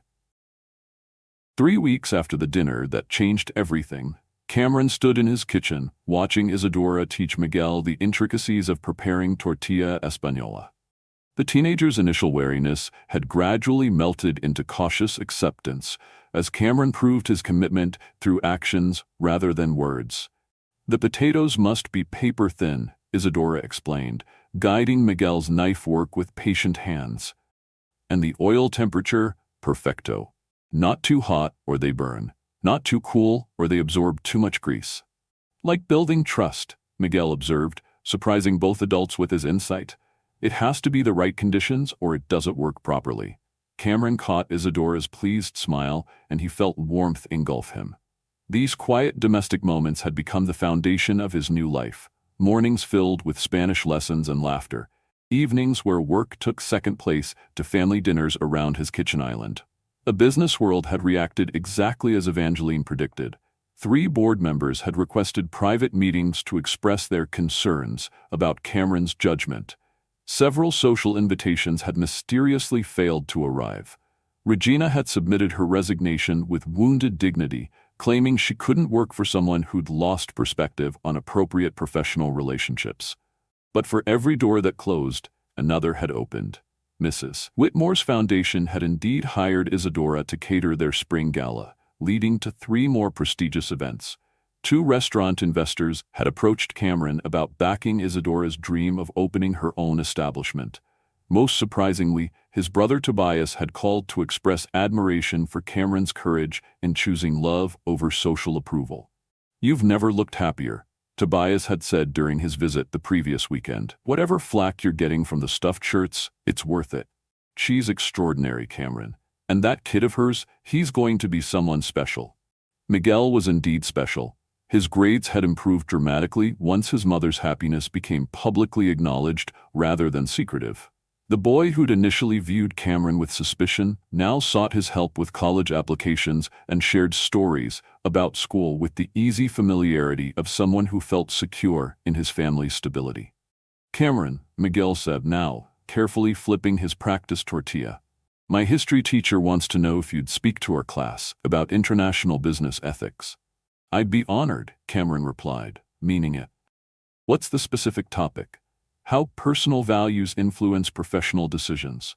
I told her about how you chose integrity over convenience at that dinner, and she thought it would be a good case study. The casual way Miguel spoke of Cameron's choice as integrity over convenience made Isadora's eyes shine with pride and love. In the weeks since their public declaration, she'd blossomed like a flower finally given proper sunlight, more confident, more radiant, more willing to dream about futures that included both security and passion. "Speaking of futures," Cameron said, moving closer to where Isadora was seasoning the tortilla mixture, "I have something to discuss with both of you." The slight tension that crossed Miguel's features reminded Cameron that the boy was still protective of changes that might threaten their family's stability. I've been approached by several restaurant investors who are interested in backing an authentic Spanish restaurant, Cameron continued carefully. They're looking for an executive chef with impeccable credentials and a vision for bringing real Spanish cuisine to New York. Isadora's hands stilled on the eggs she was whisking. Cameron, before you say anything, let me finish. Cameron's pulse accelerated with nervous energy. The location they're proposing is perfect. A space in the village with enough room for both restaurant and teaching kitchen. You could serve your grandmother's recipes and teach others the techniques she taught you. That sounds like a dream, Miguel said quietly. But dreams cost money we don't have for investment or failure. The boy's practical wisdom reminded Cameron of all the financial insecurity that had shaped both Ramos' lives.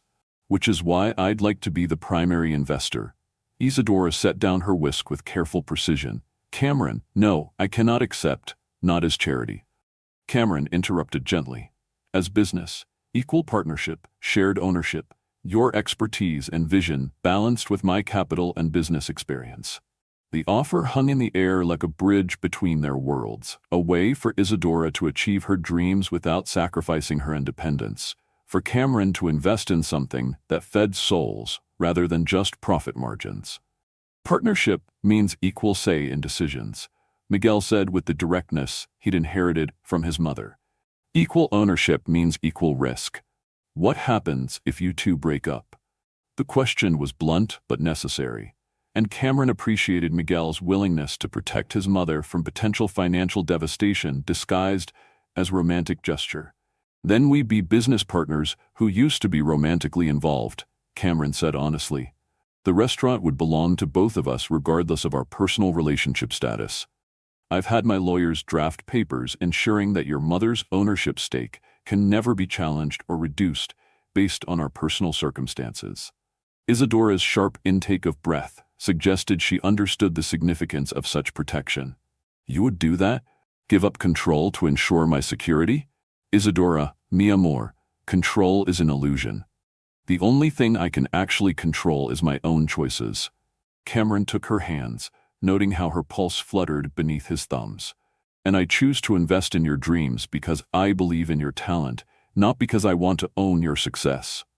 The Spanish endearment, my love, still made her eyes shine whenever he used it. His pronunciation had improved dramatically through daily practice, but more importantly, he'd learned that language was another form of intimacy, another way to honor the culture that had shaped the woman he loved. Think about it, he said softly. No more working for people who don't appreciate your gift. No more hiding your heritage or dimming your light to fit others' expectations. Just you, creating art that feeds people's souls, teaching others the traditions your grandmother preserved. And if it fails? Isadora asked, though Cameron could see the hope beginning to bloom in her expression. Then we learn from the failure and try again, Cameron replied. But I don't think it will fail. I think you're going to create something that becomes legendary. Miguel studied Cameron's face with the intensity of someone making final judgments about character. You really believe in her, don't you? I believe in both of you, Cameron said honestly. Your mother's talent is extraordinary, but your wisdom and insight are going to help make whatever she builds last for generations.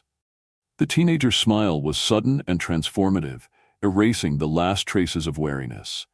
In that case, I think we should consider the offer, but I want to see the legal documents first. Miguel, Isadora protested, embarrassed by her son's directness. What? I'm going to study business and law. I might as well start practicing due diligence. Miguel's grin was pure mischief. Besides, someone has to protect you from being blinded by romance. Cameron's laughter surprised them all, including himself. 6 months ago, he would have been offended by a teenager questioning his business proposals. Now, he felt only admiration for Miguel's intelligence and protective instincts. You're absolutely right to want to review everything, Cameron said. I'll have the papers sent over tomorrow. Take as much time as you need to have them reviewed by your own lawyer. We don't have a lawyer, Miguel said with characteristic honesty. Then I'll recommend several who specialize in restaurant partnerships and small business protection. You can choose whichever one you're most comfortable with. The thoroughness of Cameron's offer seemed to finally convince Miguel that this was legitimate business rather than disguised charity. The boy nodded with growing excitement. "Mama, you could teach cooking classes like Abuela did. Show people how to make real paella, proper gazpacho. Share the stories behind the recipes." "And you could help," Isadora said, her voice thick with emotion, as she began to envision the possibilities. "Translate for customers. Learn the business side so you understand how restaurants work." "Is that what you want, Migo?" Cameron asked. "To be part of building this together?" Miguel's answer came without hesitation. "I want to help my mother build something that honors our heritage and creates opportunities for our future. If that means working with the man who makes her happy and respects our family, then yes, I want to be part of it." The simple acceptance in Miguel's voice made Cameron's throat tight with emotion. He'd spent his adult life earning respect through wealth and power, but nothing had ever meant more than this teenager's approval based purely on character and treatment of family. "Then let's build something extraordinary together," Cameron said, pulling both Ramos family members into an embrace that felt like the beginning of everything he'd never known he wanted. That evening, after Miguel had gone home to research restaurant business models with the enthusiasm of someone given license to dream big, Cameron and Isadora sat in his study before the fireplace where they'd first made love. The room had been transformed by small touches. Spanish books on the shelves, photographs of Isadora's family in Spain, a guitar Miguel was learning to play. "Are you sure about this restaurant partnership?" Isadora asked, curled against Cameron's side with the trust that still made his heart race. "It's a significant investment with no guarantee of return." "I'm sure about you," Cameron replied, pressing a kiss to her hair. "Everything else is just details. And if the board tries to force you out over this, if choosing love costs you the business empire you built?" Cameron was quiet for a moment, considering the question seriously. "Then I'll discover that there are more important ways to measure success than quarterly profits." The truth was, the business consequences had been less severe than expected. Several board members had expressed private admiration for his courage, and his company's stock price had actually risen as investors responded positively to his increased happiness and energy. Apparently, a CEO in love was more effective than a CEO married to his work. Besides, Cameron added with a smile, "I have it on good authority that proper sofrito can be the foundation for any dream brave enough to claim it." Isadora's laughter was music in the quiet room. "Did I really say that?" "You did. Along with teaching me that patience can create miracles and that some things are worth waiting a lifetime to perfect." "And what have you been waiting to perfect?" Cameron shifted so he could look into her eyes, marveling at how completely she'd changed his understanding of what home could feel like.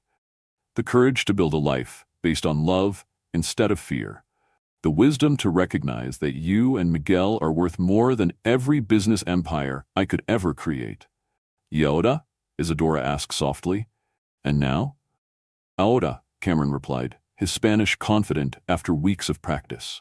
"I want to ask you something I should have asked weeks ago."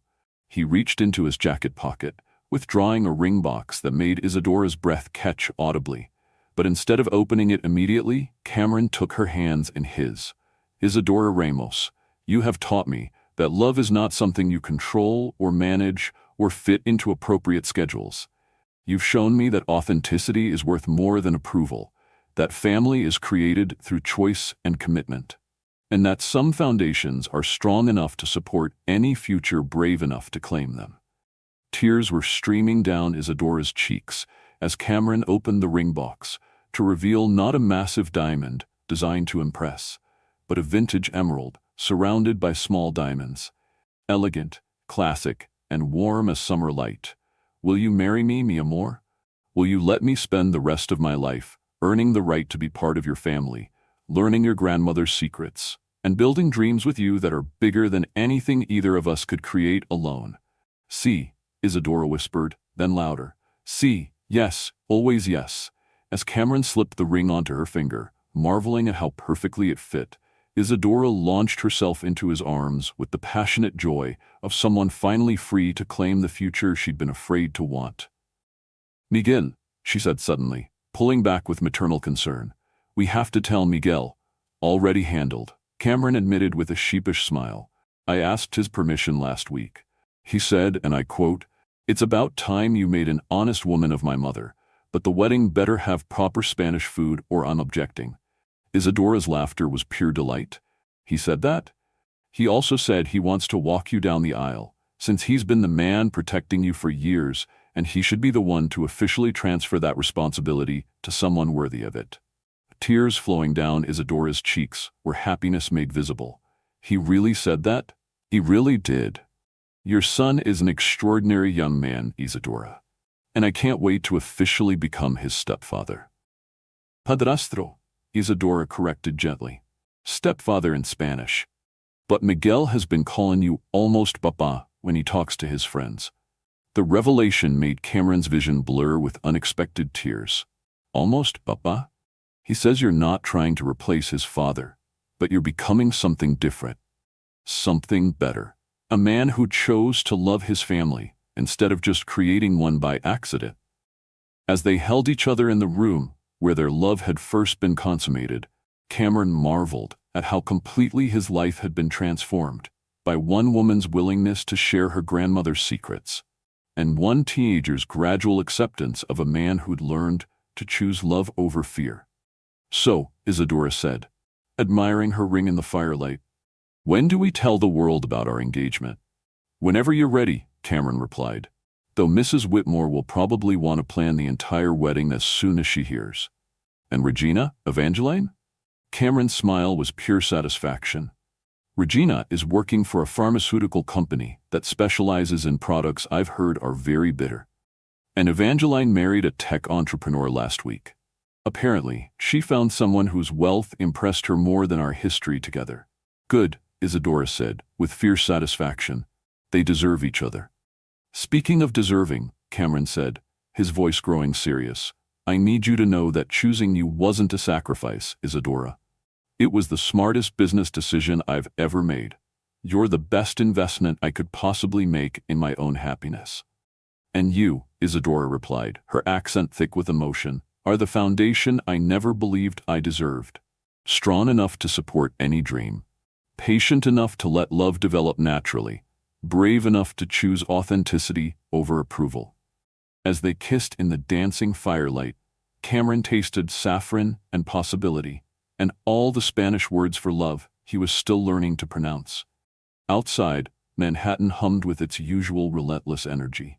But inside his study, their study now, time moved to rhythms measured in heartbeats and whispered promises, and the certainty that some recipes were worth waiting a lifetime to perfect. A man who'd once measured success in quarterly profits had learned that the most valuable currency was love given freely, trust earned through consistency, and the courage to build a life on foundations stronger than anything money could buy.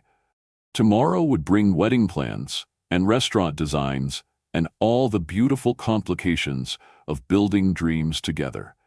But tonight, holding the woman who taught him the difference between existing and living. Cameron felt only gratitude for the day he'd found her singing Spanish lullabies in his kitchen, and discovered that home had been waiting for him all along in the warmth of her embrace.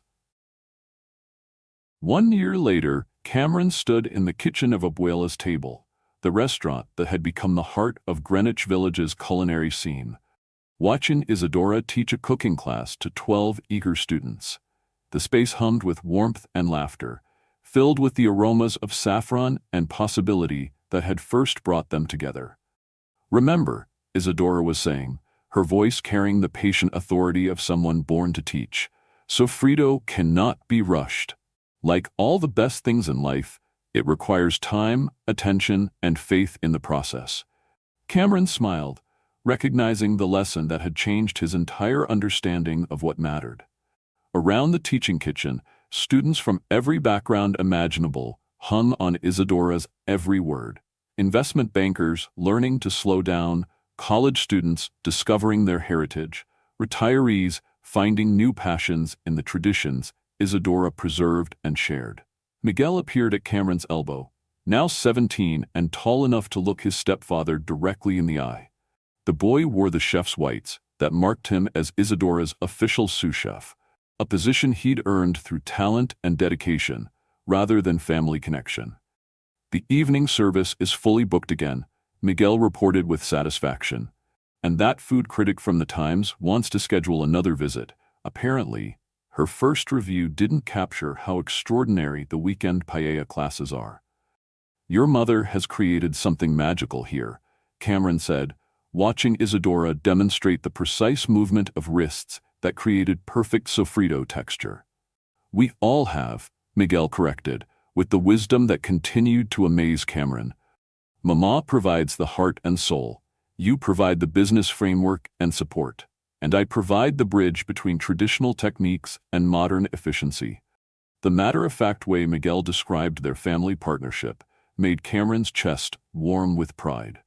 The restaurant had exceeded every projection, but more importantly, it had become exactly what Isadora had dreamed.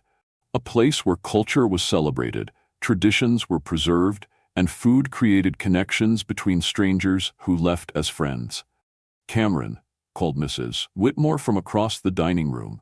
You simply must try the new dessert Miguel created. It's revolutionary. Cameron excused himself from kitchen observation to join his friend, for Mrs. Whitmore had indeed become a genuine friend, her foundation now regularly partnering with Abuela's Table for events that raised money while celebrating cultural diversity. Flan de café with cardamom, Mrs. Whitmore explained, gesturing to the elegant dessert before her. Miguel combined his grandmother's traditional flan recipe with Spanish coffee culture and a hint of Middle Eastern spice influence. It's extraordinary. Cameron tasted the creation that somehow managed to be both familiar and innovative, comforting and exciting. He's becoming quite the chef. He's becoming quite the young man, Mrs. Whitmore corrected. Harvard's business program is lucky to have him next year, though I suspect he'll be back to help expand the restaurant empire. The mention of Miguel's upcoming departure for college created the bittersweet anticipation that had been building in the Barkley Ramos household for months. Cameron had officially adopted Miguel 6 months after marrying Isadora, but the boy had been calling him Papa since the wedding day when he'd walked his mother down the aisle and formally placed her hand in Cameron's with the solemnity of someone passing on sacred responsibility. Speaking of expansion, Mrs. Whitmore continued with the enthusiasm that had made her foundation so successful. Have you given more thought to the cookbook proposal? Publishers are practically fighting over the rights to Isadora's family recipes.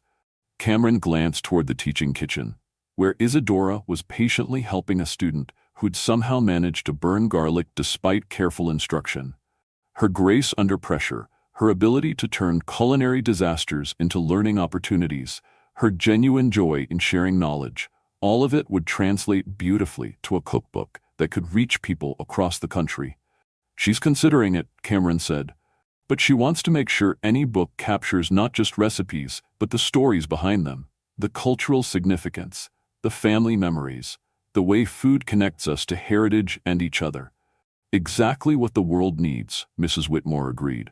Authentic voices, sharing authentic experiences. No appropriation, no sanitization, just real culture shared with love and respect. The conversation was interrupted by the sound of applause from the teaching kitchen. Isadora's students had successfully completed their first sofrito, and the pride on their faces as they tasted their creation reminded Cameron of his own journey from sterile perfectionism to understanding that some things were worth the mess, the uncertainty, the beautiful chaos of actually living. Perfecto, Isadora was saying, moving from station to station to taste each student's work.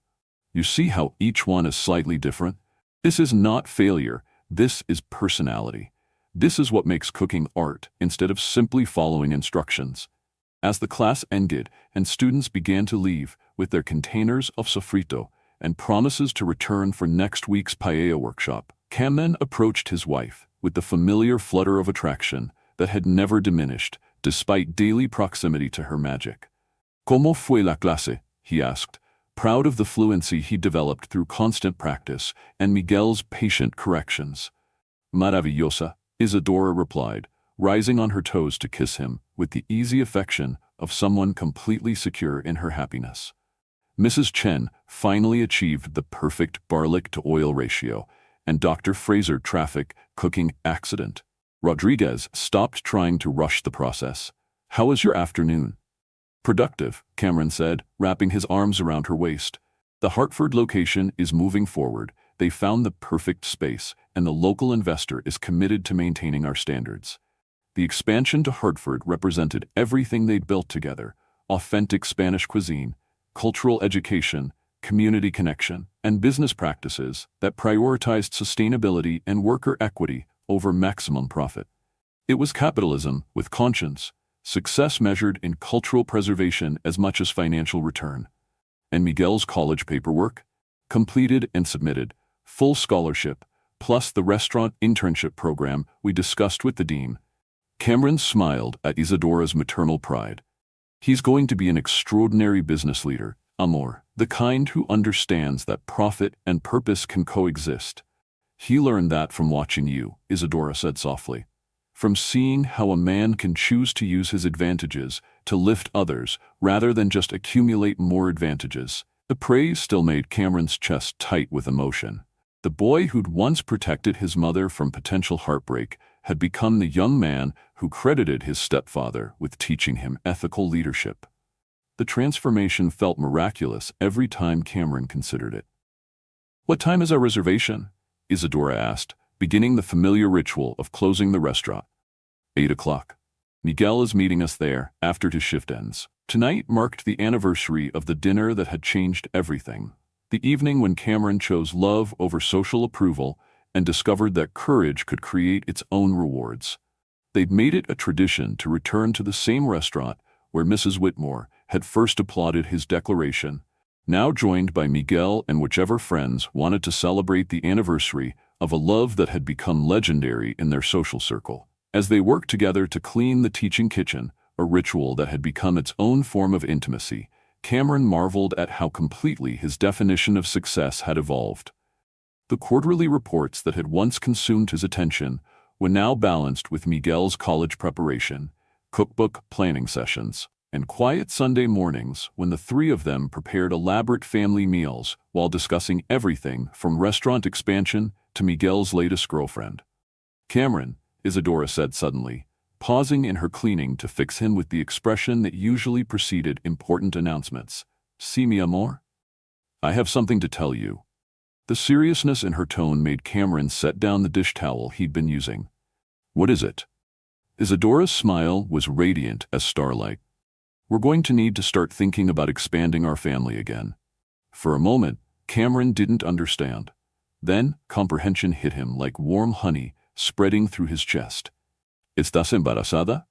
"Sí," Isadora confirmed, laughing at his stunned expression. "I'm pregnant, Cameron. We're having a baby." The news hit Cameron like a tidal wave of joy so intense it nearly knocked him off his feet. After everything they'd built together, the restaurant, the family unit with Miguel, the life that felt like daily miracles, now they would create new life together, a child who would grow up bilingual and bicultural, surrounded by love and saffron and all the traditions that made their family unique. "Cuándo?" Cameron asked, pulling Isadora into his arms with trembling hands. "The doctor says late spring. May probably." Isadora's eyes shone with tears of happiness. "Miguel doesn't know yet. I wanted to tell you first." "Miguel is going to be over the moon," Cameron said, spinning her around with careful joy. "He's always said he wanted a little brother or sister to spoil." "And you? How do you feel about becoming a father again?" Cameron set her down gently, his hands moving to rest on her still flat stomach with wonder. "I feel like the luckiest man alive, like every good choice I've ever made led me to this moment. Even when the choice seemed impossible? Even when it meant risking everything? Especially then," Cameron said firmly. "Because choosing love over fear, choosing you over everything else I thought mattered. That's what created this life we have. This family, this happiness, this future that's more beautiful than anything I could have planned." As they held each other in the restaurant, that had become the physical manifestation of their dreams. Cameron thought about the journey that had brought them here. From that first night when he'd found Isadora singing Spanish lullabies in his kitchen, to this moment when they were planning to bring new life into the world they'd built together. It all felt like chapters in a story about what happened when people were brave enough to build foundations strong enough for any dream.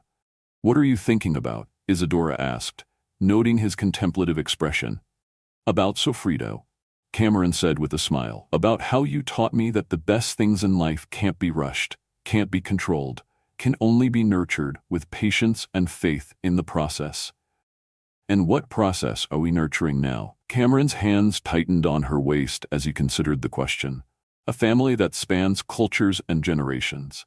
A business that feeds souls and preserves traditions. A love that's strong enough to support whatever dreams are brave enough to claim it. Like your grandmother's sofrito recipe."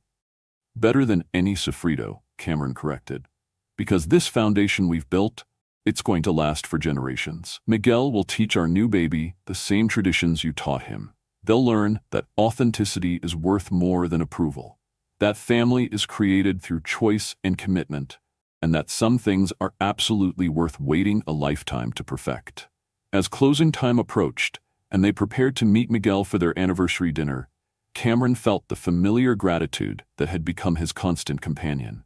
He'd started as a man who measured success in quarterly profits, and ended up understanding that the most valuable currency was love freely given, traditions respectfully preserved, and the courage to choose authenticity over everything else.